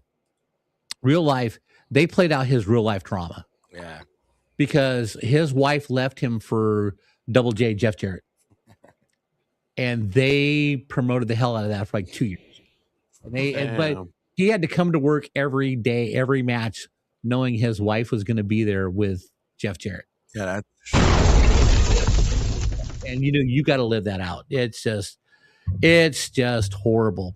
Okay, so is that all for that one? I think that's it for me. Okay, so that's all I know. All right, so what we're going to do now is, so I don't have to do the top 20 wrestlers because we pretty much covered them all there. Let's talk about some female wrestlers, man. We are. Our favorite Nia Jax, bro. I got this picked up right here. Jax, bro. Okay, so John's favorite Charlotte Flair. Charlotte Flair. When I was younger, John Cena's and yes, Mrs. Art, I'm older than Nikki Bella. You know, I'm older than shit. Okay, nah, bro, you a young the Bella twins. So 3-year-old. When I'm watching wrestling in the 60s and 70s and 80s, yeah, all we got was like Judy Martin, the Great Moolah, the Fabulous Moolah. You had Mae Young, but it's all these unattractive ladies in one piece. But they were good wrestlers, but it wasn't boring. And then Vince in the late 90s started bringing out all these hot chicks who couldn't wrestle. You had Kelly Kelly. You had Stacy Keibler. Yeah, you know, you had Keibler did her thing, but Stacy, they couldn't wrestle. Not like these folks over here that are now. Hold on. Oh no. It was about 2006, and the ladies were frustrated. Victoria, oh god, Trish Stratus. Okay, they're all upset because they're getting 5-minute matches because they can't wrestle. Yeah. So they put Fit Finlay in charge of the women's division, and he turned these ladies into incredible wrestlers. Matter of fact, there are female wrestlers now who have better matches than the guys do because of all the moves they can do. So here is the top 25 female wrestlers of all time. Mommy better be in there, bro. Number one? No, number 25? Yeah, let's go 25. Michelle McCool. Yeah. She was the leader of Lay Cool. Her and Layla. What was Layla's name? But anyway, Michelle McCool was like dominant for a couple years. Okay. Yeah. Her greatest fame now is she's the wife of the Undertaker. Okay. Number 24, Jacqueline. She was this like female. She was African American bodybuilder. Okay. She was badass. She really was. But they never really put a championship on her. I don't know why. Number 23, you probably never heard of, but this lady was huge in Japan. And when she came into the WWE, she was phenomenal. Her name was Bull Nakano. Okay. And she was just a bulky Japanese wrestler who kicked ass. Okay, so this one I don't agree with. I don't even know why she's on this list. But we'll go, they say number 22, Shayna Baszler. The Queen of Spades. Shayna Baszler. She's a phenomenal athlete. I have to see. She's a former MMA champion, but I'm not a big Alundra Blaze. Alundra Blaze, or as we know her as Medusa. And she was a great wrestler. She really was. Let's see who's next. Okay. Man, they got number 20. I tapped that. Yeah, number 20. They've got Liv Morgan, number 20. Liv Morgan, shout out Liv Morgan. She's cool. Yeah, Liv Morgan. She's a good wrestler. Yeah, Bobby. Oh yeah. Okay, so she's a really good wrestler. Here, yeah. This one here was my favorite for a while. Let's go. But I couldn't believe that she'd be that awesome because of her stature. Right there, Alexa Bliss. She's a good wrestler too. Alexa Bliss is 19 on this. She's like 5 feet tall. I'd lick every square inch of her. Oh wait, did I say that? Yeah, you did. And I would too, man. I would too. Don't worry about it. I didn't hear anything. And here's another tiny blind person, actually too. Right? Number 18, AJ Lee. Liv Morgan's tiny. AJ Lee. AJ Lee. Did I skip 19? No, it was Liv Morgan. No, 19 was Alexa Bliss. So, all right. So, number 18, AJ Lee. Okay. AJ Lee again is like 5'1", 100 pounds. She was CM Punk. Isn't that CM Punk? She's CM Punk's wife. But what I just, man, to be that short and small, I just had a problem with it. But she's a good wrestler, man. She's got that. Here we go. Mickey James. Hey, short people can be dangerous too, bro. Mickey James has performed all over the place. Great things come in small packages. Yes. Mickey James. That's what I have to tell my wife. You know what I'm saying? Gong. Sorry, babe. Yeah, Gong. I always say I'm a shower, not a grower. Yeah. I always tell them. I don't tell them none because I don't know who you're talking about. Mrs. Art. I'm getting there. Mickey James. She wrestled in a lot of different organizations, but Mickey James is a great talent. 16. Natalia. The daughter of Jim the Anvil Neidhart. I don't think they ever used her properly. Yeah, listen, who you booing, bro? Boo. Okay. I have that sound effect. She had a little too strong of a jaw for me. Oh, here we go. God Now, damn, Julian, what do you don't know what that jock? All right, so number 15, they have know what that jock could do, yeah, Julian. number Yeah, 15. Number 15, they have Beth Phoenix, the Glamazon. Oh hell yeah! Beth Phoenix was awesome. I don't know who Beth Phoenix. That's this chick's funny, bro. Oh, I'm sorry, am I way ahead? I'm on number 15. Beth Phoenix. You're 15. Okay, Beth Phoenix. Yeah, there you go. Beth Phoenix. Yeah, Beth Phoenix. Beth Phoenix now is married to Edge. Oh, Edge just came back too. Yeah, but Beth Phoenix, besides China, was one of like the bodybuilder chicks who tried to get into wrestling. Yeah. Beth Phoenix was good, but her in-ring skills weren't that great. Because you got to be like, you can't just be buff, bro. You know what I mean? You got to be able to like. You got to have moves. You got to be flexible. You got to be hot. Talented. Oh, absolutely. Listen, it was her finishing move that made her a badass. Number 14, the Bella Twins. Hey, shout out to Bella. Shout out to Bella. Hey, no, they're attractive. John Cena. Yeah. One of them was John Cena dated Nikki Bella and for years. Yeah, and Daniel Bryan is still married to Brie Bella. Damn. Shout but they were hot. They're the Bella Twins. The Bella Twins. Shout out hot, to that man. life. The Bella Twins are. I would love to see the Bella Twins finishing move. Absolutely. Okay, no, so number 13 is Io Sky. She's a little Asian. I thought this. Yeah, Io Sky is this chick. Yeah, Io Sky. Yeah, just show the picture of her. Io Sky. That was Io Sky. Number 12 was Paige. Paige took the world. I mean, took the wrestling world at storm because her first match she beat AJ Lee for the title, I believe. But one of the bad things about Paige was she was having the sexual relations with her boyfriend, and she also included one of the guys from the New Day, and it went viral, and Vince did not like that. Mrs. Artemis gets this. Yeah, the women got to be hot, but the dude not necessarily because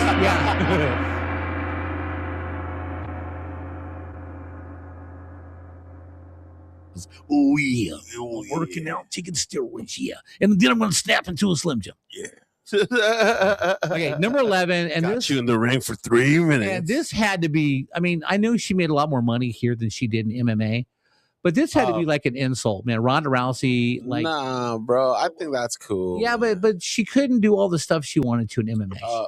She couldn't break somebody's arm on purpose. Yeah, she couldn't do it all. Yeah, she had to like hold back. 11. All right, but I'm going to ask the $1 million question. Yeah, Mr. Sharp. Yeah, would you date her? Ronda Rousey? Yeah. Oh hell yeah. How about you? All right. Say if I wasn't married first. You know, man. I wouldn't.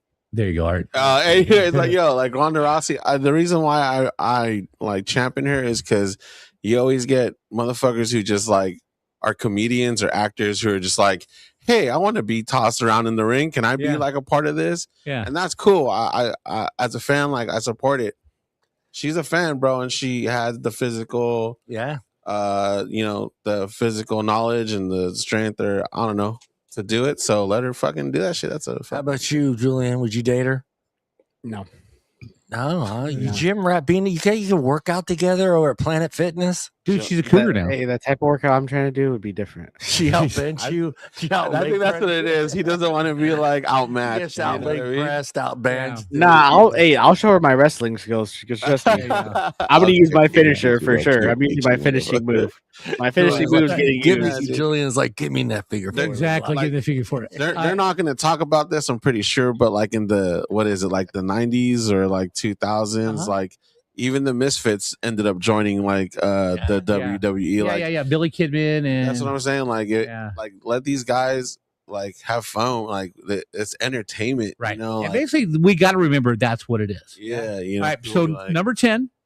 And this one, she was phenomenal to watch. I love her. My wife's favorite, right? I love her. Lita and the Hardy Boys. Yeah, the Hardy Boys. You know, that was so. Lita was just phenomenal.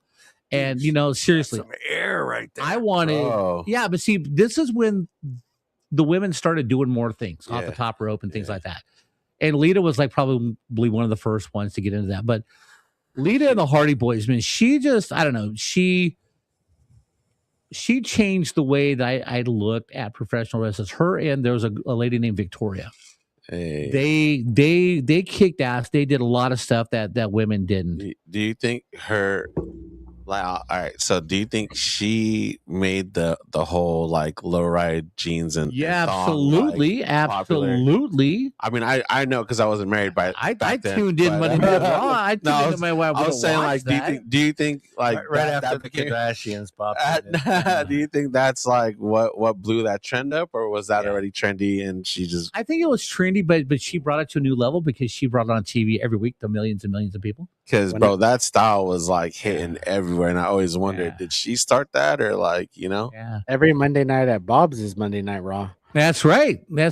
Julian, take a lady back. It's Monday Night Raw. He needs to finish, bro. So number 9. So number 9 is Asuka, and I loved Asuka when she first started. I think now they're making her more of a cartoon character than a wrestler. So when Asuka first started, man, Asuka was incredible, man. Oh, man, let's see here. China, number 8. Here you go, Alyssa. China. This is Alyssa's shit. Hey, that's art. That's all art right there. I know Art likes that shit. Now I can see Julian being pinned by her. Muscle mommy to the max, bro. That's the final boss of muscle mommies right there. Yeah. So this is WWE top 25. So number 7 is Bianca Belair. Oh, I'm sorry. I love Bianca Belair, but she has no wrestling talent whatsoever. She's just strong and she works out. Hey, was she even Asian? I don't even fucking know. Osaka? No. China. Was China Asian? No, China was Joni. Her name was Joni Lauer, and she was a bodybuilder, and she was Caucasian. This whole time she wasn't Asian. She was not Asian. That was her name. Was China. You broke him. Come on now. Art, when's the last time you saw a 6'3" bodybuilder Asian woman? They're out there. That's why she's the 9th wonder of the world. Exactly. Bob, come on, man. So after Bianca Belair, they got Bailey, and Bailey's entertaining. Bailey's a great wrestler. Bailey, hey, she gets down, bro. Yeah. Bianca Belair, whatever, like Bianca Belair, she's cool. I don't like the whole hair thing. Yeah, me neither. She's the hair whipper, right? Yeah, exactly. Yeah, that's cool. I mean, come on it. So number 5, we have Sasha Banks, who is now Sasha Banks, bro. She's in AEW now. Shout out to her. She's in the Mandalorian too, man. Yeah, there you go. She's a chick's cool, bro. Yeah. Number 4 is Rhea Ripley. Rhea Ripley. I'm storming out. Number 4, Rhea Ripley is badass, dude. I love her. That's Ripley. number 1. Number 3 all time, Trish Stratus. No, we're not just gonna pass Rhea Ripley. I like Trish. Yeah, I guess we are. Rhea Ripley is badass. That's mommy. Oh yeah, that's mommy. Yeah, everything, bro. Rhea Ripley is the Rhea new Ripley's the new China. Facts. Rhea Ripley. Awesome. I honestly I'm kind of heated because for a fact I'm pretty sure the next 2, 3, whatever. I'll tell you who the next 2 are. No, I'm saying like they're not the face of WWE. Yes, Rhea Ripley definitely is the face of WWE. They were the face of WWE. So Trish Stratus, okay, I would date the shit out of her. Trish Stratus is in her 50s now. But Trish Stratus was in that age where Vince had just beautiful women who looks kind of short. She looks kind of short, bro. But Trish Stratus learned how to wrestle and became a really good champion. Yeah, she had to go through the whole wrestling school, and then that's when they changed it from being just pretty faces out there in swimsuits and stuff to actually having skills. Trish Stratus was one of the first ones to go through all that and have skills. That's what you're saying. They're doing it as far. So number 2, the Queen, Charlotte Flair. Charlotte Flair, number 2. Nah, I don't like that.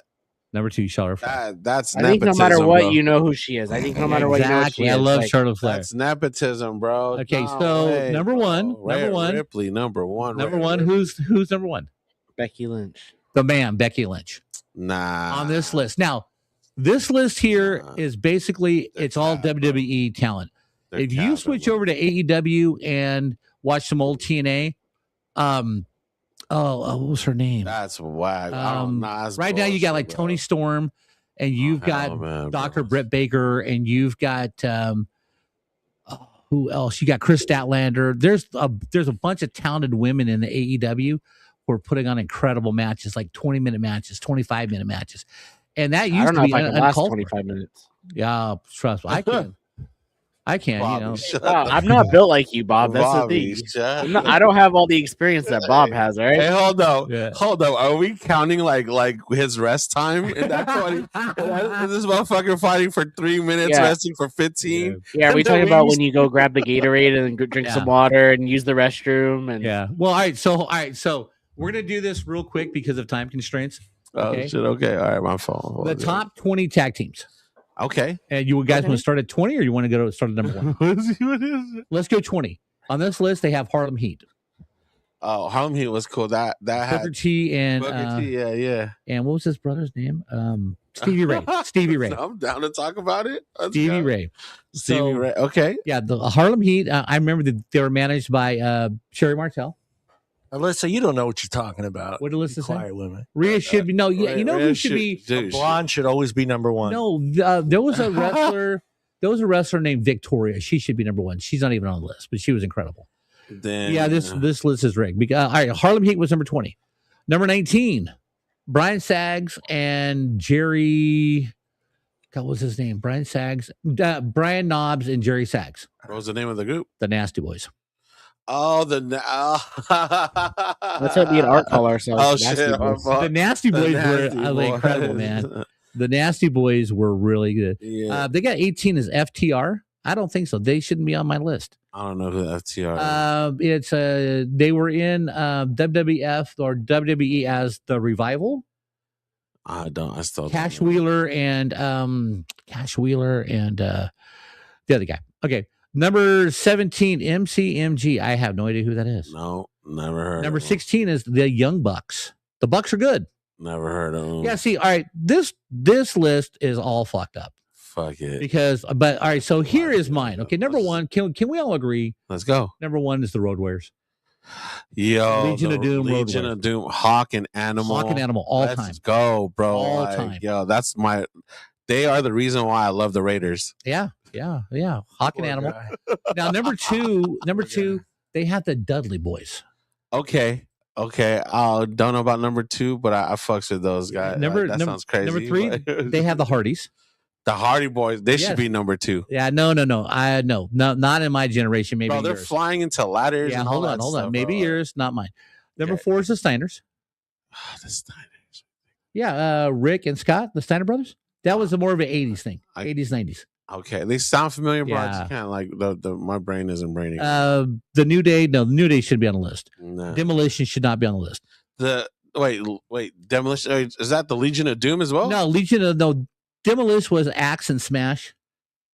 They were like in the 90s in the WWE. That sounds familiar. Yeah. Hey, yo, Jamie, can you pull that up? So number 7, and I think these guys should be higher. I love it. Because these guys brought fans to the arena. The Love Rock it and so Roll much. Express.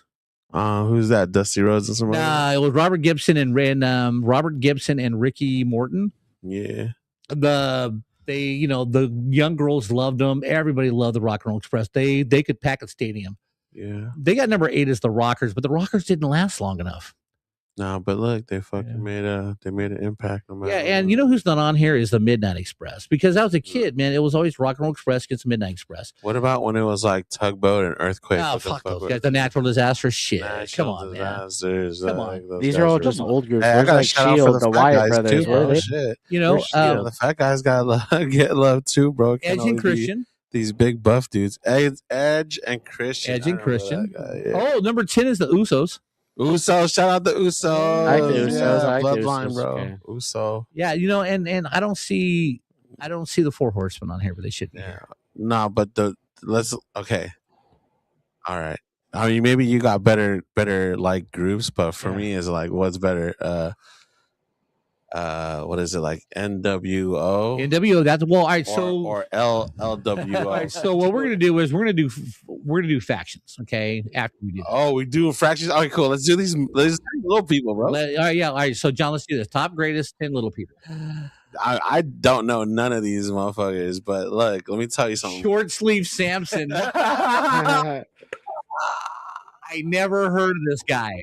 Hey, Yeah, yo, look. It's crazy. I'll watch little people wrestle all day long. Dude. Oh no! The picture that John had up, that fool was lifting a grown ass man, dude. I can't lift that grown ass man. Look at that shit. Actually, that's crazy. Israel, we are going to get to the factions next. Don't. Hey, yo, this is not Israel from. It is. It's Israel. Facts, yeah. Yo, shout out Israel, bro. Hell yeah. Little boogeyman. See, he said Shield 2. Shield 2. Hey, little boogeyman. I remember the boogeyman. He was off the chain, man, eating worms like on TV and stuff. Yo, that's wild. Little boogeyman was little awesome. Boogeyman. Mascaradas, he's gotta be wearing a mask.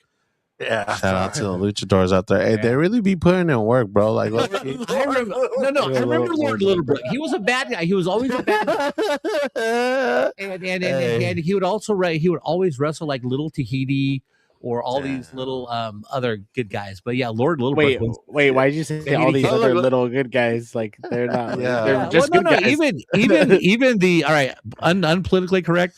Even the midget wrestlers, you had good guys and bad guys. Hey, the Haiti kid was a good guy. Shout out to the luchadors. I remember the Haiti kid. They be putting in work. Dog. The Haiti kid was awesome. Tiger Jackson, Dink, yes. Dink. Hey, Dink is Dink and Doink, man. Hey, Dink and Doink. Well, no, Doink the clown, bro. Dink and Doink. Doink the clown was Maniac Matt Bourne. Dink and Doink, and his little midget was Doink.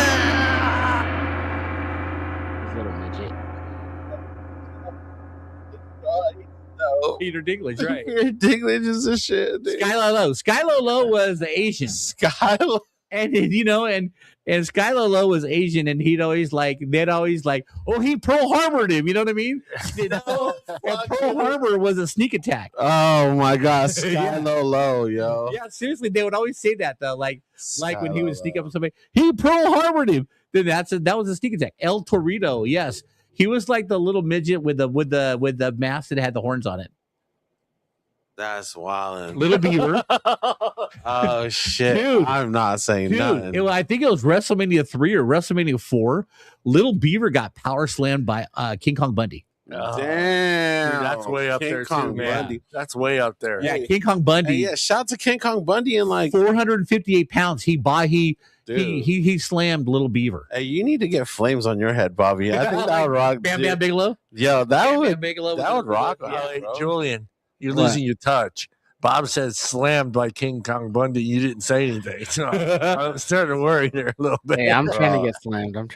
Hey, Julian's tired from his weekend, bro. Like, yeah, Hornswoggle is probably the most famous because he. Yeah. Hey.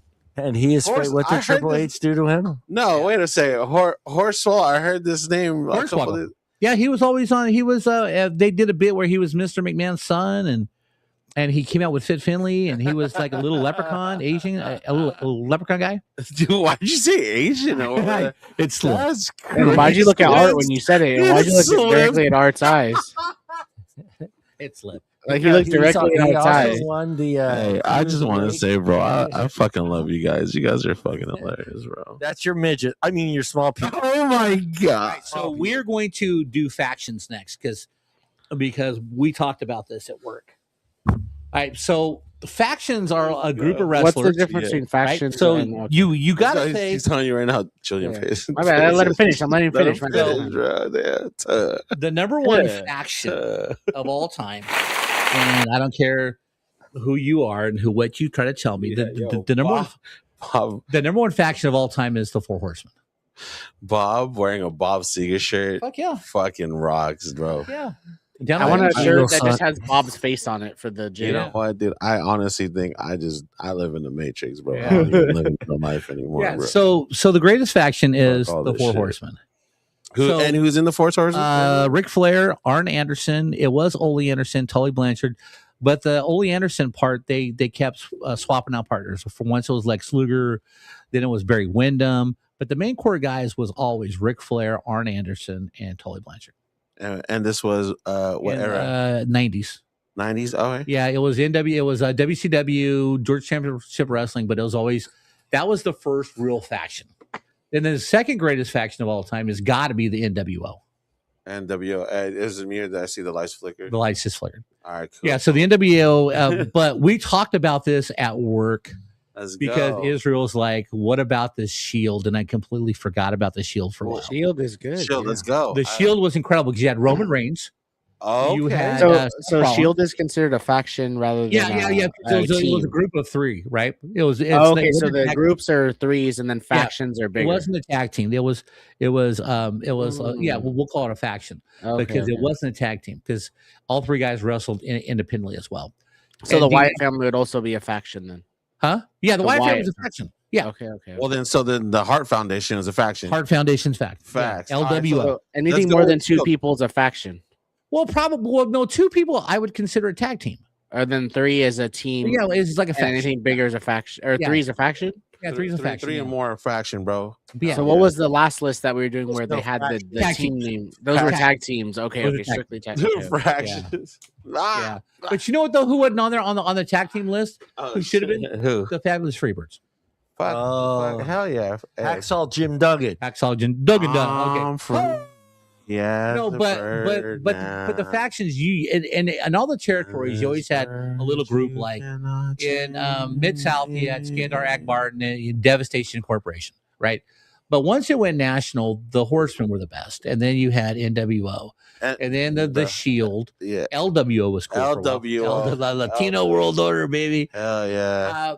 But it's just God, who else? I know there was more than there's other group of. Oh, right now, it's the Don Callis family in AEW. Well, did the Bloodline? Is that just the Bloodline's a faction? Bloodline's a faction. Okay. Yeah. But the Shield is definitely top three. The Shield was incredible. All right, so top guys on the mic. Who are the best guys on the mic? Number one, Ric Flair. You think for it? Woo! For 40 years. Is this personal or is this like an actual list, or you're just saying? No, it's a list. It's a list that I had on my phone that I think is bullshit because they don't include a bunch of guys who should be on there that aren't. But this guy right here. But Ric Flair was number one in my book. Yeah, because I'm telling you right now. Yeah. Get that corn out of my face. Yeah. So I used to love watching Georgia Championship Wrestling every Saturday, and so Ric Flair would come out. Right. And people would yell at him and stuff. And the best one ever was when this kid yelled at him and he goes, "Shut up, fat boy. Your mom rode Space Mountain last night." Space Mountain was a nickname for his dick. Yeah. Hey, we're not even going to get to talk about that kind of shit, bro. Hey, they were wilding, man. Yeah. Watch that show behind the ring or the Dark Side of the Ring. Dark Side of the Ring. Yo, those bros were wilding out. Cocaine and fucking steroids. Absolutely. Cocaine and steroids equals a great time, apparently, because these fools were out there. That's how Huck died. That's a good question. Why the fuck? To you, Bob, yeah. Since you've been watching it for quite some time, what would you say is your favorite decade in wrestling? And do you still continue to watch it, Bobby? Do you still watch it?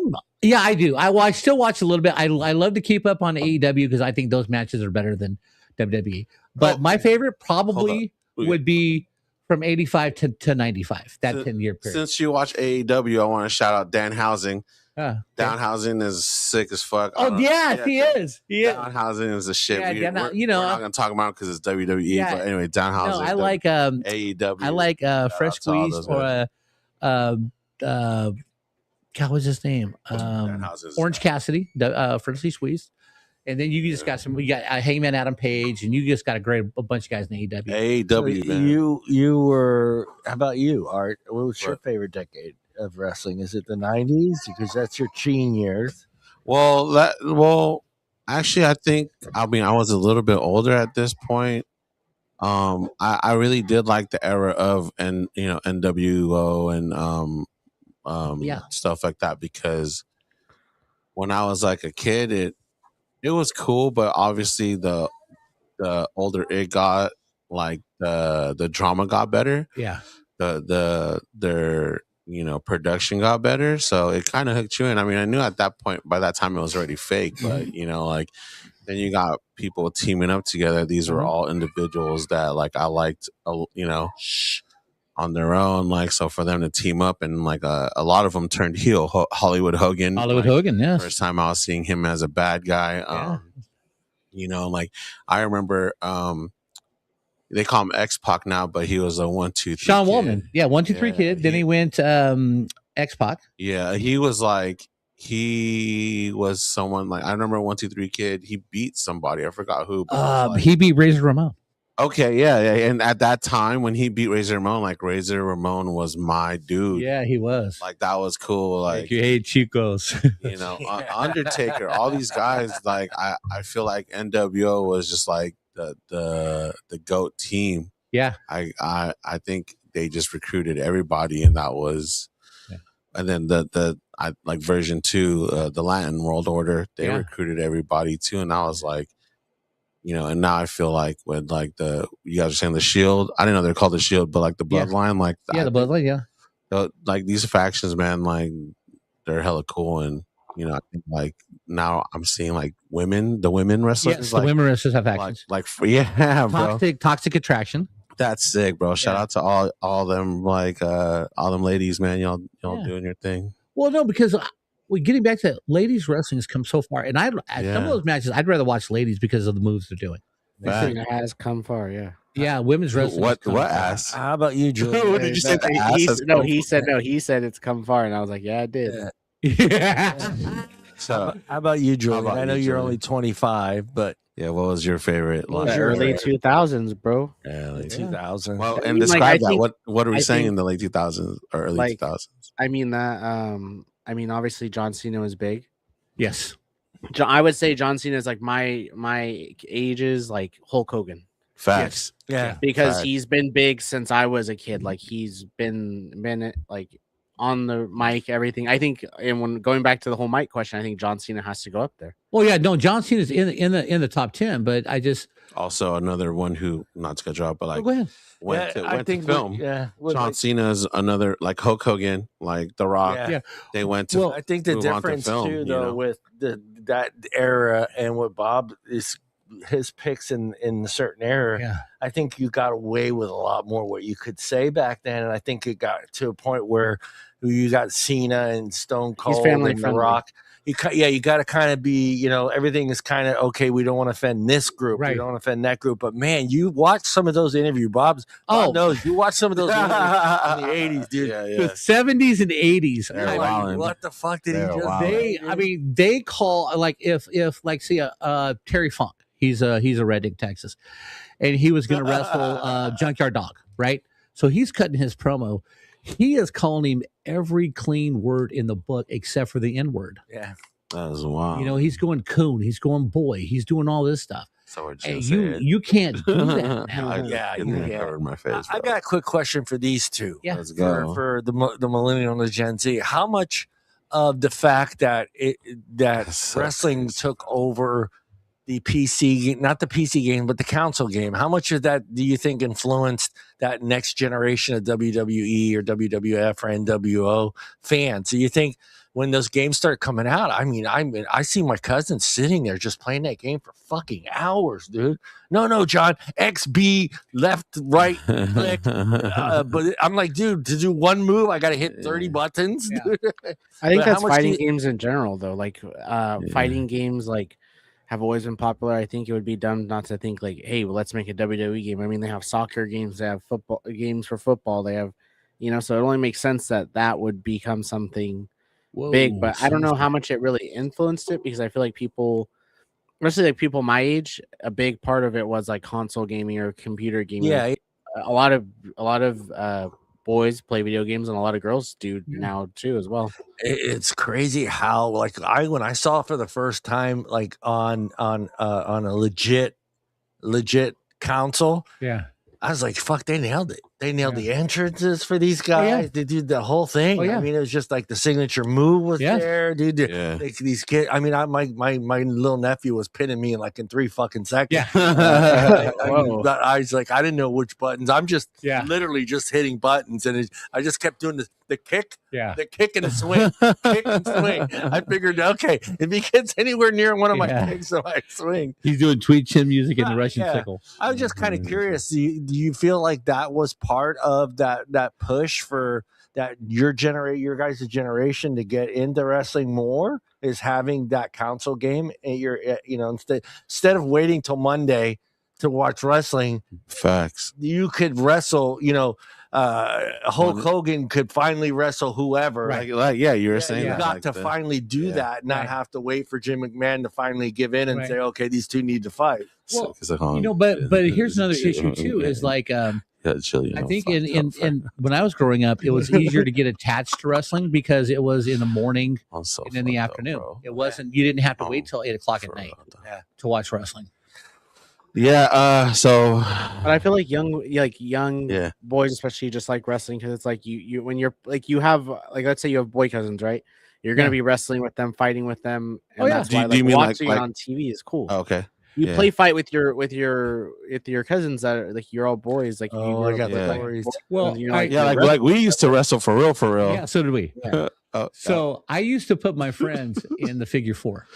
Hey, and it really hurt. It really hurts. Yeah, it tears at your calves. You ever tried that move on a woman? It's hilarious. I have a different figure for that. But anyway, you're like, hey, baby, let me show you this real quick. No, the figure 4 really hurts, and I didn't find out how bad it hurt until I let a friend put me in the figure 4. Yeah. I'm like, so, and then wait, so you're. Yeah, it hurts bad. Oh, it hurts. It hurts. So you're watching these guys in the ring, and the guys in the figure 4 for like 2 minutes, and you remember the pain that when your friend put it on you. You've never been put in an arm bar? You put it on me, Julian. You never been in a figure 4, bro? You never been put in an arm bar? How about an arm bar? Arm bar, Mrs. Art. You got to watch SmackDown. But you've been put in an arm bar because that arm bar hurts too. It's done right. That fucker hurts. You don't gotta be giving out all the secrets. I start covering my face up when you fucking talk around here, babe. Hey, Mrs. Art, tell you, bro. Isn't that how you guys got the 2 girls? Shut the fuck up, Bobby. Oh my God, bro. That's how Junior Prime. Don't be telling them all my moves. I got a figure 4 little story. And this is funny because it's Zaya and Eli, my 2 little cousins, and at that time they were little, and I had to babysit. What's up, Hope? Yeah, I had to babysit them, right? So they're babysitting. I pretty much let them play Nintendo the whole time, and the 2 big games back then were wrestling and Mike Tyson Punch Out. Oh yeah, Mike Tyson Punch Out. Yeah. So they would play Mike Tyson Punch Out, and then they would play the wrestling, and then about 10 minutes before Mom and Dad decide to come home, Zaya decides to put Eli in a figure 4 leg lock. Yes. He is fucking screaming. He won't let go. Because it hurts. Yeah, he won't let go. Mom comes in. She's freaking out. Like, what the hell's going on? I'm the babysitter going, 1, 2, 3, 1, 2, 3. Oh, shit. Eli's crying his eyes off. Let go. And he's going to break his fucking leg, dude. I was like, what the hell's going on here? Oh, no, dude. It pulls your calf muscle. Yeah, it's really bad. It's Can we get a demonstration? No, you never been in a figure 4, bro? No, I've never been figured 4. Okay, hey, Art's wife will tell you. Next Sunday night when you come in, I'll put you in the figure 4. Hold up, before we leave. Bobby. All right. Hey, it's 420, babe. I love you. I love you too. Yeah, I love you too. Hey, what? I love you too. What's fucking happening sometimes over here? We can love her too. Hey, no, you can't. That's my wife. You can't. Guys, hey, let's get back to finger foring fucking motherfuckers. Right? Julian, on Sunday, bro. When you get finger forward in the fucking big, I'll make sure to send you a video. When you get fingered 4, when you get fingered 4, can you tell me? Wait, am I going to be there? No, I'm not going to be there. Hey, you're holding the camera. Can you? Whoa, Bobby, wait! Why are you including the thumb? Bro. Why are you including the thumb? Like, why are you going like 3 this? for the pink, 1 for the stink? Oh my God, man! What about 3 in the stink, 1 in the pink? We're off the rails right now. Sorry, these guys. Yeah, I can't control them when they. I don't have a pink, Bob. Yeah, we were talking about guys with the best mic skills, but yeah. Yeah. Ric Flair was awesome. Stone Cold, The Rock, John Cena. I feel like The Rock is number 1. No, Ric Flair was so good for so long with so many different catchphrases. And then, give me a Ric Flair. Give me a Ric run. Give me a Ric Flair one.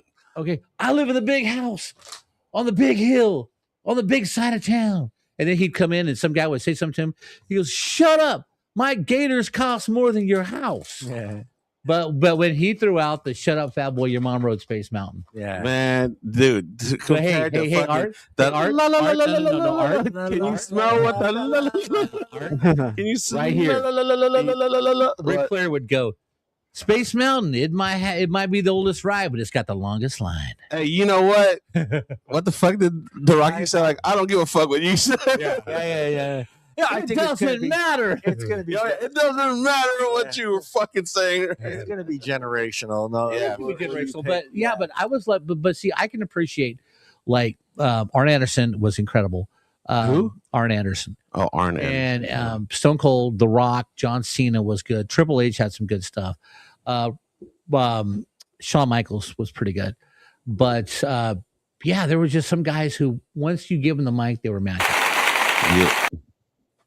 Fact. Yeah, again, like I said. I think the eyebrow, dude. Yeah. The Rock used to say shit without saying shit. He used to raise the fucking eyebrow, dude. Yeah. You looked mad fucked up when you did it. Do it. Yeah, there you go. I got squirt in my eye. Yeah, I do. I mean, yeah, you got squirted in your eye for sure. I just, for me, those were those moments, like when you know the match is over. Yeah. And those are like the special moments for me. It's because you got to see that signature move, whatever it was. You know, if it was Hulk's fucking leg drop, and that's all he had. Was the leg drop was sick. I forgot that's about all he that. had was a leg drop. Right. Well, there was sometimes that's all you need, though. No, but my favorite though is the pile driver. Oh, pile driver. Can you guys remind me what that is? Sorry for any kid that put his best friend. What's the pile driver? Hold on. It's where you flip him upside down, and you put the guy's head between your knees and slam his head into the mat. Julian, Undertaker. Yeah. That's your finisher. That's your finisher, right? Hey, yeah, that's how I finish him. That's how I finish him. You know, that's how I finish. When you put the dude's head between your legs and then you fucking drop him, right? Yep. But and I put something in the mouth, though. Question for you, that was Undertaker's move. That was the Undertaker move. I got a question for you because this is something that, like, I was not just a fan. I was kind of an observer as well when I was a teenager, because I would sit on that couch and we have WrestleMania here at the house. There'd be 30 people in here. And oh damn! Yeah, wrestling parties were big. My mom and my dad parties were big. Like WrestleMania every year was in this house, and Survivor Series. Yeah, on Thanksgiving. And everybody would be here. The whole block would be in this fucking house. Shout out Modesto, man. I've seen my cousin Zaya crying his eyes off when the Ultimate Warrior beat Hulk Hogan. Yes. And my other cousin's trying to console him outside, and he just completely bawling. And then me, the older boys, when go Hulk outside. Hogan carried that big motherfucker in life. Yeah. And that's wild. We're trying to tell Zaya it's fake. Joanne's getting pissed off at us. Stop it. Let him believe. Yeah, let him believe. Yes. Let him believe. Yes. Let him believe. Fuck. But I was an observer. And so, like, I noticed how pissed off people got at certain points during wrestling matches. Yes. So I'm going to hit you with this one. Yeah. How pissed off was Mr. Bob Sharp as a teenager when the referee was just dirty? Oh well, you know what though? That the referee, like, they had the thing with Danny Davis, and then they had the thing it was bad in the with 70s, Dave Hebner, right? And then they had but no, the one thing that always made me mad, I would just get pissed, and that's if so Dusty Rhodes is wrestling Ric Flair, right? And then as soon as Dusty Rhodes got the upper hand, here come the Horsemen. Here come three more guys, and there's four guys, and there's four guys beating up Dusty Rhodes. Or anytime there's like 4-on-1, I'm just getting pissed. Like, God damn, those guys. I like to be the one with the other four. Yeah, and then you'd see somebody come down and help, or nobody would help for like 5 minutes. Like, they're getting dressed, Bob. That's about as long as I can last. But they're oiling up. I got it. It's all part of the storyline. Yeah, but nothing made when you're me a kid, though, you're like, that's not fair. I hated that. You're right. I hated that. Like, someone just getting ready to pin somebody, and then all of a sudden, from out of nowhere, dude, get him with that chair, bro. 80s, I was right. In the 80s, they came out from under the fucking ring. Under the ring, They came out from nowhere, dude, and all of a sudden they come in and it's just one elbow slam, and then they slide back under the rope and take off back out, and I'm like, oh, what the hell, dude? No, that was pure entertainment, bro. Yeah, no, it was, and I get it. It's all part of the storyline to get us emotionally involved. So we'll come back and watch. Would be when the guy comes in knocks out the dude that's pinning the other dude. You like when the guy comes or what? No. Lays the dude that was about to get pinned on the other guy and then walks away and lets him win the fight. Yes. Yeah. But those are on the situation. I love getting pinned. How fucked up were you when you're like, yo, that's not real? Like that was planned? Because you know what I mean? Like you thought that shit was real, bro. Like I was fucked up when I found out wrestling wasn't real. I'm not gonna lie. Oh, so was I. I was pissed. I was like, no. How old are you, Mr. Sharp? I was probably, it's when Vince pulled the curtain back. So I was probably like 23, 24. Oh shit. No, okay. No, because I can remember this one. I was probably 21. And you said 23, 24. Yeah, that's when they pulled the curtain back. Yeah. But I was like 21. And what year was that, Bobby? Please, let's go. 84. 85. Cool. 84 to 85. I was like 9 when I saw So they have this video, right? And Dusty Rhodes is like in his truck going to the studio, and the horsemen are behind him. Okay, we'll get him here. We'll get him here. Dusty Rhodes stops, gets out of his truck. They come out with handcuffs. They handcuff him to his truck, and they beat him with a baseball bat. Right? I'm pissed. That's what you were talking about earlier. Yeah. I'm pissed. I'm like, the mother son of a. But then it's just like I realized, okay, it's all part of the show. It's an act. Oh, I'm telling you, man. It just you know, the emotions of evil beating good was always driving me crazy. Yeah, too, Bob. I mean, like that generation that we grew up as teenagers watching it in the 80s. I mean, they were literally cutting themselves. Yeah, they were cutting themselves. They were doing all kinds of stuff to make it really seem like it was legit, real shit. I mean, there was times even my grandmother was like, "Oh my God," you know.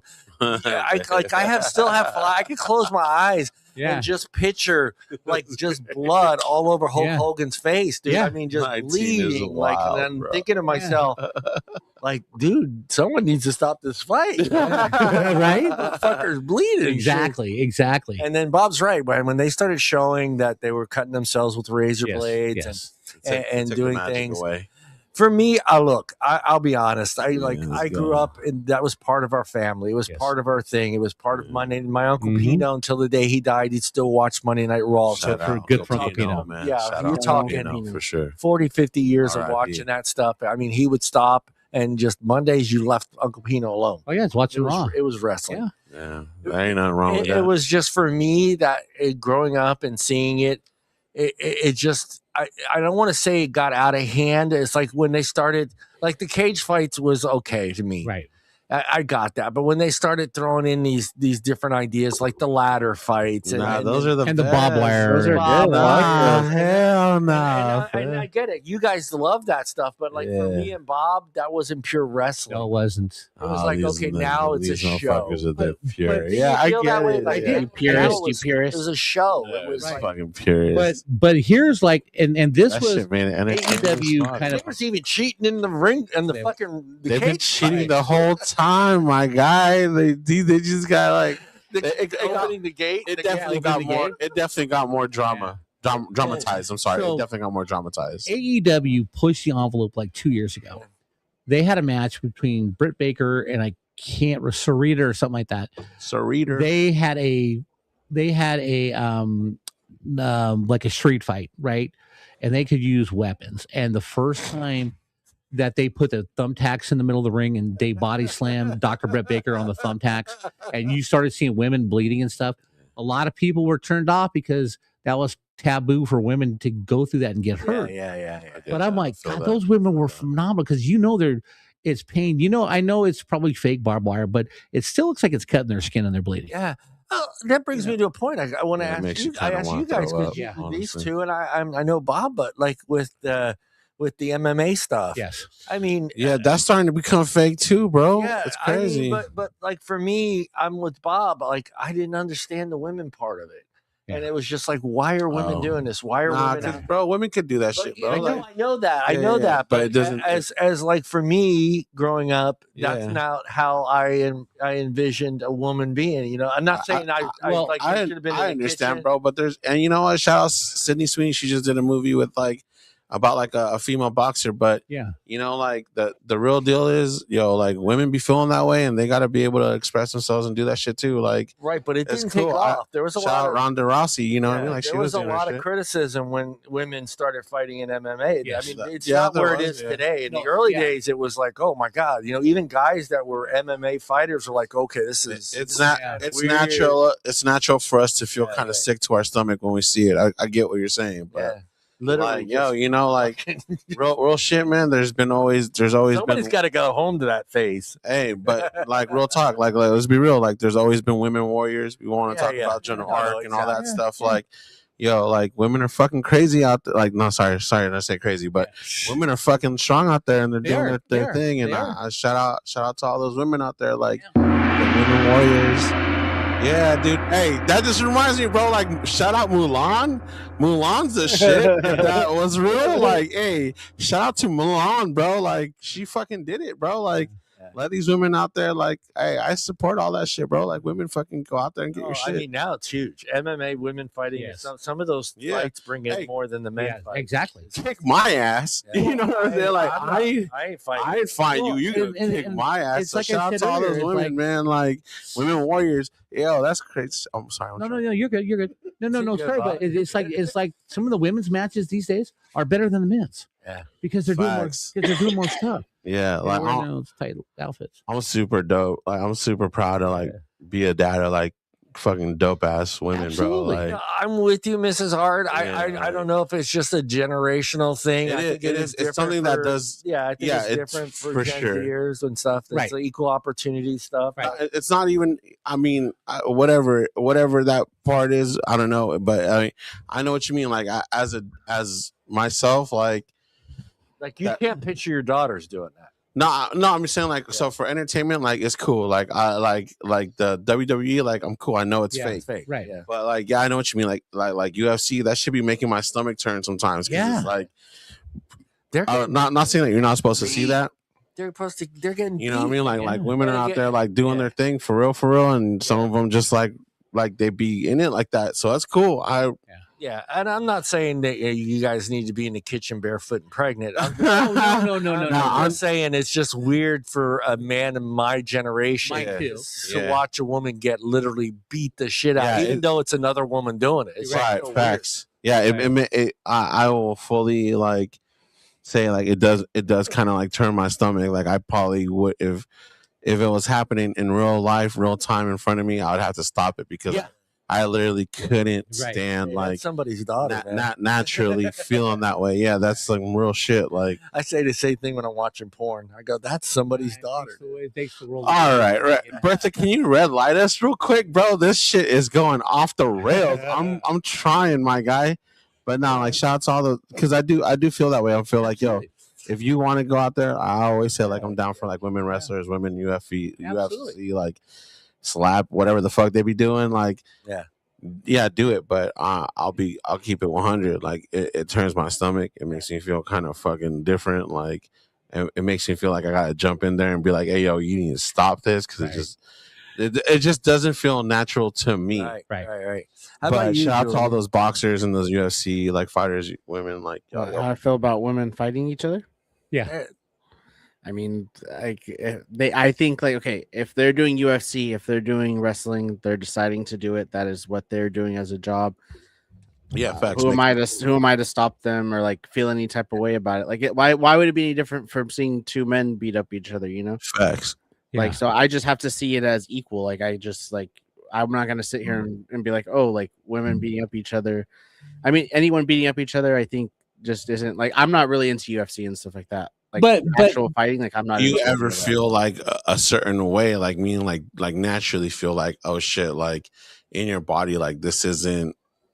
I don't want to say natural, but normal. I don't want to say normal either. I'm just saying like there is something inside of me where I'm like, yo, I need to stop this because this can't happen. Like, like a lot of it would only be if I saw a dude fighting, like beating up a chick, but for like chick on chick, I'm like not worried about it. Chick on chick, that's what I mean. Like instinctually in your nature. Yeah. Like for me, if I see Like, I'm not that dude. If I see two females scrapping, I'm not like, let me get my phone out and film No, I'm going to break it up. It's going to be like, I'm going to break it up. Inside me, I'm like, nah, bro, this needs to like, stop. This shit needs to not even happen. But would you also do that if it was two guys? No, that's what I'm saying. I'm gonna keep it real with two guys. I'm like, yo, this is about to be a move. So that's why no matter what, I just mind my business. I'm more one of those that's like mind my business, but I won't sit there and record it. I'm just gonna keep like going. Like if two girls want to fight or scrap, like that's between them. Like I feel that. Like I know what you mean. I'm just saying like that's what I mean by like not instinct. I'm saying like most likely I'd be like, hey yo, that's their beef. But inside me, I'd be like, I need to stop this because, like, no matter what, I don't know these people. Right. But for me, inside is like, knowing like that's gonna happen is like I gotta look at myself and I gotta be like, nah, this can't go down. Like, even if I'm gonna get punched in the face, I'm gonna be like, yo, like, you need to stop this. You feel me? Yeah. Like that's what I mean. Like, but I get it. Like, I feel like my thing is like if I wouldn't do it for a man, then like a woman, like in that sense of like the whole fighting thing. Because if it's two women, like it's none of my business. Like realistically, like I don't know. Yeah. that's how I feel about it. It's just none of my business. Shit, Julian's like equal rights, bro. Equal rights. Beat each other, bitch in the face. If two dudes can scrap in the parking lot over a fucking parking spot, two girls can too. On that note, I'm not trying to be no Captain Save on that note, or whatever. I'll saving them. Yeah. So on that note, we discovered that hey, we all have a passion for the wrestling, the pro wrestling, and what kind of joy it brought us, and what kind of pain it brought us. And then obviously we can sit here and go like 12 more hours on wrestling, but we're not going to. Facts. We love wrestling out here. I mean, but for everybody who participated, thanks for joining in. It was a fun conversation. John, you have any thoughts?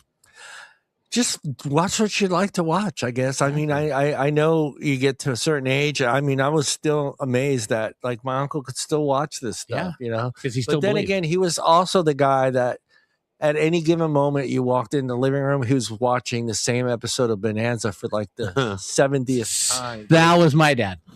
So it's just like I would go, Uncle Pete. Yeah. You know what's going to happen, right? Yeah. Little Joe's going to come in, Haas is going to break his ass, and we all look good, okay? I mean, it's the same thing that happened 35 years ago when you watched it the first time, Julian. I mean, it just and the joy. I mean, like I got to see it firsthand, like me finally realizing that it's fake, and then actually seeing my kids going through that same thing, like my two boys realizing, okay, this isn't real, That's to see that. That's beautiful. I think the first time I met you and the boys was at Joe's house in the pool. Shout out cousin Joe. And the boys were little, but they were in love with wrestling. Yeah, Frankie and JP, they were in love. They love Triple H. Is that when Bob would do his famous cannonballs? I did do a cannonball. Yeah, I did do a cannonball. It's Julian, one of those famous Bob cannonballs, right, bro? Everybody loved it. Hey, I'm waiting for one. Dude, and then my kids waiting for what you my daughter Hope and John Paul would just start swimming to the edge real quick because they saw Bob coming and he was just running to get ready to do the cannonball. And Hope and JP, they were tiny, and they were worried about just this wave that was just going to take them. Don't want to drown. They would quickly swim to the edge and the steps and get on the steps like, oh shit, here comes Uncle Bob. Once I hit it on the deep end, man, it was all over. But it's great. I mean, I get it. It just, like I said, it still amazes me that the numbers that wrestling pulls in. Absolutely. And it's like this, we're talking 2025. This is no longer a U.S. thing. No, this is a world thing. Yeah, because there's people go to all Japan. Europe is huge. It's insane. That's another thing I was going to mention. They even go to Saudi Arabia. When I was younger, I didn't see. Now that I'm seeing, like, they're getting, people from Japan. Yeah. Rhea Ripley, mommy, Australia. she's from Australia. I had some other people in mind, but I'm sorry, I'm kind of intoxicated. Like, that's right. Yeah, like, but then like the AO Sky, like she's from Japan. Oh, I was thinking Sophia Vergara. Yeah. Alyssa hit me up. I think I'm fucking up that name.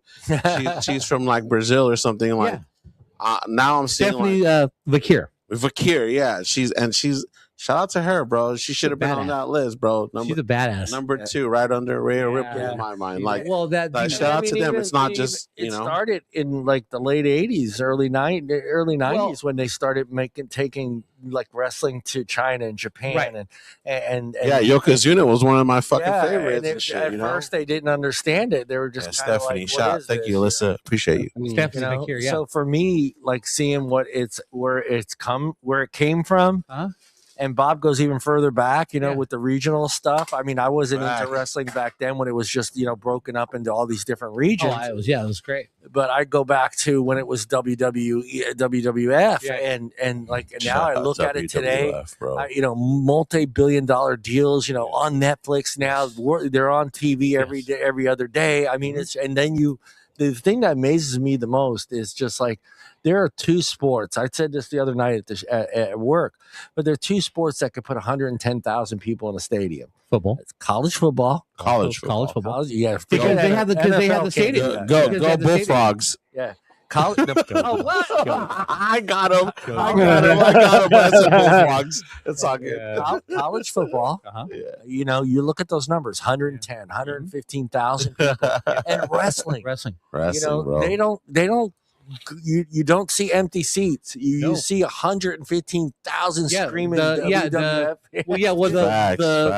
The largest one was 93,000 in the Pontiac Silverdome. It's just crazy. I mean, it's just and then like I said, me and Bob would do the sports show, and I get it. During the COVID time, that was tough for football and some of the other sports, but somehow wrestling made it work. And their numbers were just insane. You had wrestling beating out big time sports events. On TV wise. On TV wise, it blew me away. Ratings. It's just like their ratings are like, okay, what's football? There was a time period where I thought, God, this is going to surpass football. This could become the American sport. What would you consider the American sport today, right now? Football, right? Can you imagine WWF just taking that spot away? Well, it used to be baseball, but now it's football. I always think baseball as far as like the American sport. Well, America's pastime is baseball. America's pastime.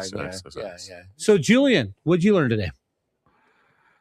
I learned about the four fingers. You have this special move, but it's but I don't have a pink, so I don't know how you get the one in there. I don't even want to talk about that. You guys are what is it like? That's like a Lego hand. Like you're like a Lego hand. You guys are fucking wild. His hand fits everywhere. Lego boy. I hate when this happens. But that's it. I mean, I learned a lot about like old school wrestling. I didn't know all that stuff, but that's because you've been watching it for you're right. Wrestling, something like that. Yeah, wrestling is year round. No, but you're right. You say for like 90 years, you asshole. Bob's 63. Bob's 63. No, wrestling's been around since the 20hey. I mean, you said you've been watching that shit for like 90 years. I'm only 63. Bob, hey, happy birthday, Bob! Shout out birthday, Bob! Birthday, fucking Bobby, dude! I had so much fun in this fucking. Now, birthday. Julian, if you'd have been at the party, you'd realize I'm only 63. No, dude. Hey, at least I remember your birthday. You don't got to tell me 4 times or nothing. Exactly. Yeah, Bob was the guy that when Bob started watching, he was the little kid that came in with the broom that would sweep the dirt around the dirt ring that was out there. And he would tie hay inside the belt buckle. Bobby was watching brings up a good point. What did she say? Wrestling is all year round. Sports wrestling is year round. Yeah. Right. Shout out Alyssa, bro. Thank you for tuning in. Yeah. Dog. So one of the things that wrestlers hated back in the day was they were on the road 300 days a year. Dude, they'd be putting in that work, man. AEW, when AEW first came out, those guys worked 3 days a week and they were all happy because they were close to home until they globalized and went farther. But you were in the WWE and WCW, you were on the road. You were gone 300 days a year. It was horrible. Honey buzz. Right. Yeah, dude. I mean, I think it's still like that. I mean, I think there's still. That's all I'm saying. Like Mick Foley, I heard a story about him like just being like, nah, fuck that. I'm not gonna take a plane. I'm just gonna drive. Yeah. I'm gonna cash in this money, and this motherfucker would come out here like mad dirty. He was eating like a big ass bag of like stale popcorn. Yeah, because when you're coming up, you didn't make much money back then. But we can go into that in a different show. Yeah. No, he wasn't coming up. He was already like he had done Mankind. Okay, Mankind. Okay, I forgot what Dude Love, Mankind. Maybe he was like during Dude Love stuff. Yeah, like he was just that. You know what I mean? Cheap. That motherfucker who was like, no, I don't want to say cheap. He was just like, I'm gonna pocket this money. Yeah. Except for taking a flight, I'm gonna drive. Yeah. I'm gonna eat the stale popcorn. And like Cody Rhodes was saying how bro brought in like, when you're at TSA. Yeah. And you're bringing in your suitcase, bro. Mick Foley had a trash bag, and they had like dirty ass socks and shit. Like we didn't get really deep into it, but like, Ric Flair, there's a story about him doing the helicopter. Yes. The flight from hell. The flight. I wanted to talk about all that stuff. We can do that. Like later. Mick McMahon, number 2ing on somebody.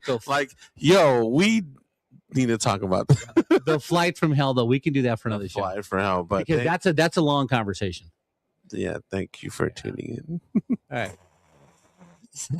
So, guys. What did I learn? Oh, Bobby, what'd you learn today? What'd you learn? Well, I learned a lot. No, tell me what you learned today. I learned what your favorite wrestlers were. That's it? You got somewhere to go? You got a date or something or what? No, I don't have a date. But the thing of it is I'm more somewhere else, Julian. Immersed in all this stuff.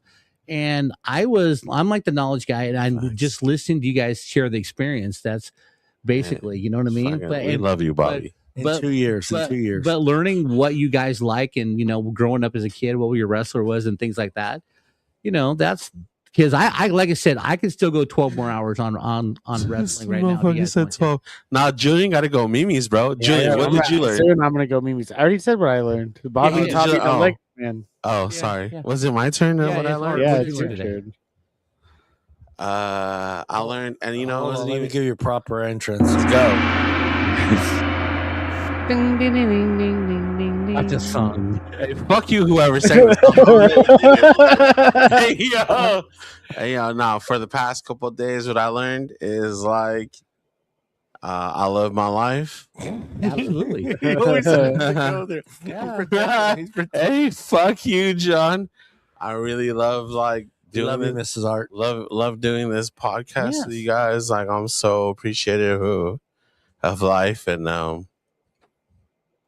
happy birthday, Bobby, bro. This motherfucker, I had such a good time. Thank you. And next time we go do karaoke, Art staying inside the bar so he can hear me sing. Shut up, bro. Hey, fuck you, Bob. Hey, John, whip out the karaoke machine right now. No, but like wrestling. You got wrestling. What'd you learn from wrestling? Honestly, I honestly was asleep half of the time. That's fine. But what is it, John? I learned that Art doesn't like the fact that we all love his wife. Exactly. No, hey, yo, you guys are kind of wilding on that, dude. That's crazy. No, me and Mrs. Art had a great conversation outside. You did. Damn. All about Art. Friday night. Part of it was. I really don't, bro. It's not even the liquor and shit. Art was the bad boy of the Crenshaw. Yeah. Huh? I honestly, for the past couple of days, you guys gained a new friend, bro. I gotta bring my wife everywhere now. Look, I really I've been thinking for the past couple of days that how much I really appreciate everything, and I appreciate this podcast. Yeah. Thank you, Johnny. Thank you, Bob. All right, Love Felicia. Love you guys. Right, Felicia. Who the fuck is Felicia? Like and subscribe to shit, bro. It's hella fun all the time. Yeah. Get into the shit, and then no, don't do the Creed thing, babe. You fucking bro. They're gonna talk about Creed for the next hour, No, bro. we're not, because we're not going to be here. You for an need hour. to chill. Yeah, Bobby got a date. I wasn't doing the Creed thing. Bobby doesn't have a date. Bobby's got to pee. Bobby got to pee, and number one rule, bro. Don't let your friends drive drunk. Exactly, and friends don't let friends sleep alone. What? All right, Bob. Hey, Bob, I'm about to go to sleep, so you're heading to my house. On that note, thanks everybody for tuning into the wrestling show. Like I said, there's probably going to be a part 2 down the road, a part 2. Had a lot of fun. We all agreed we love wrestling. We all love to see good beating out evil. And until we get together next week, everybody look into the camera and say goodbye. Appreciate y'all. Peace out. Bye. Thank you. Well, I can do it, Bob. I got it.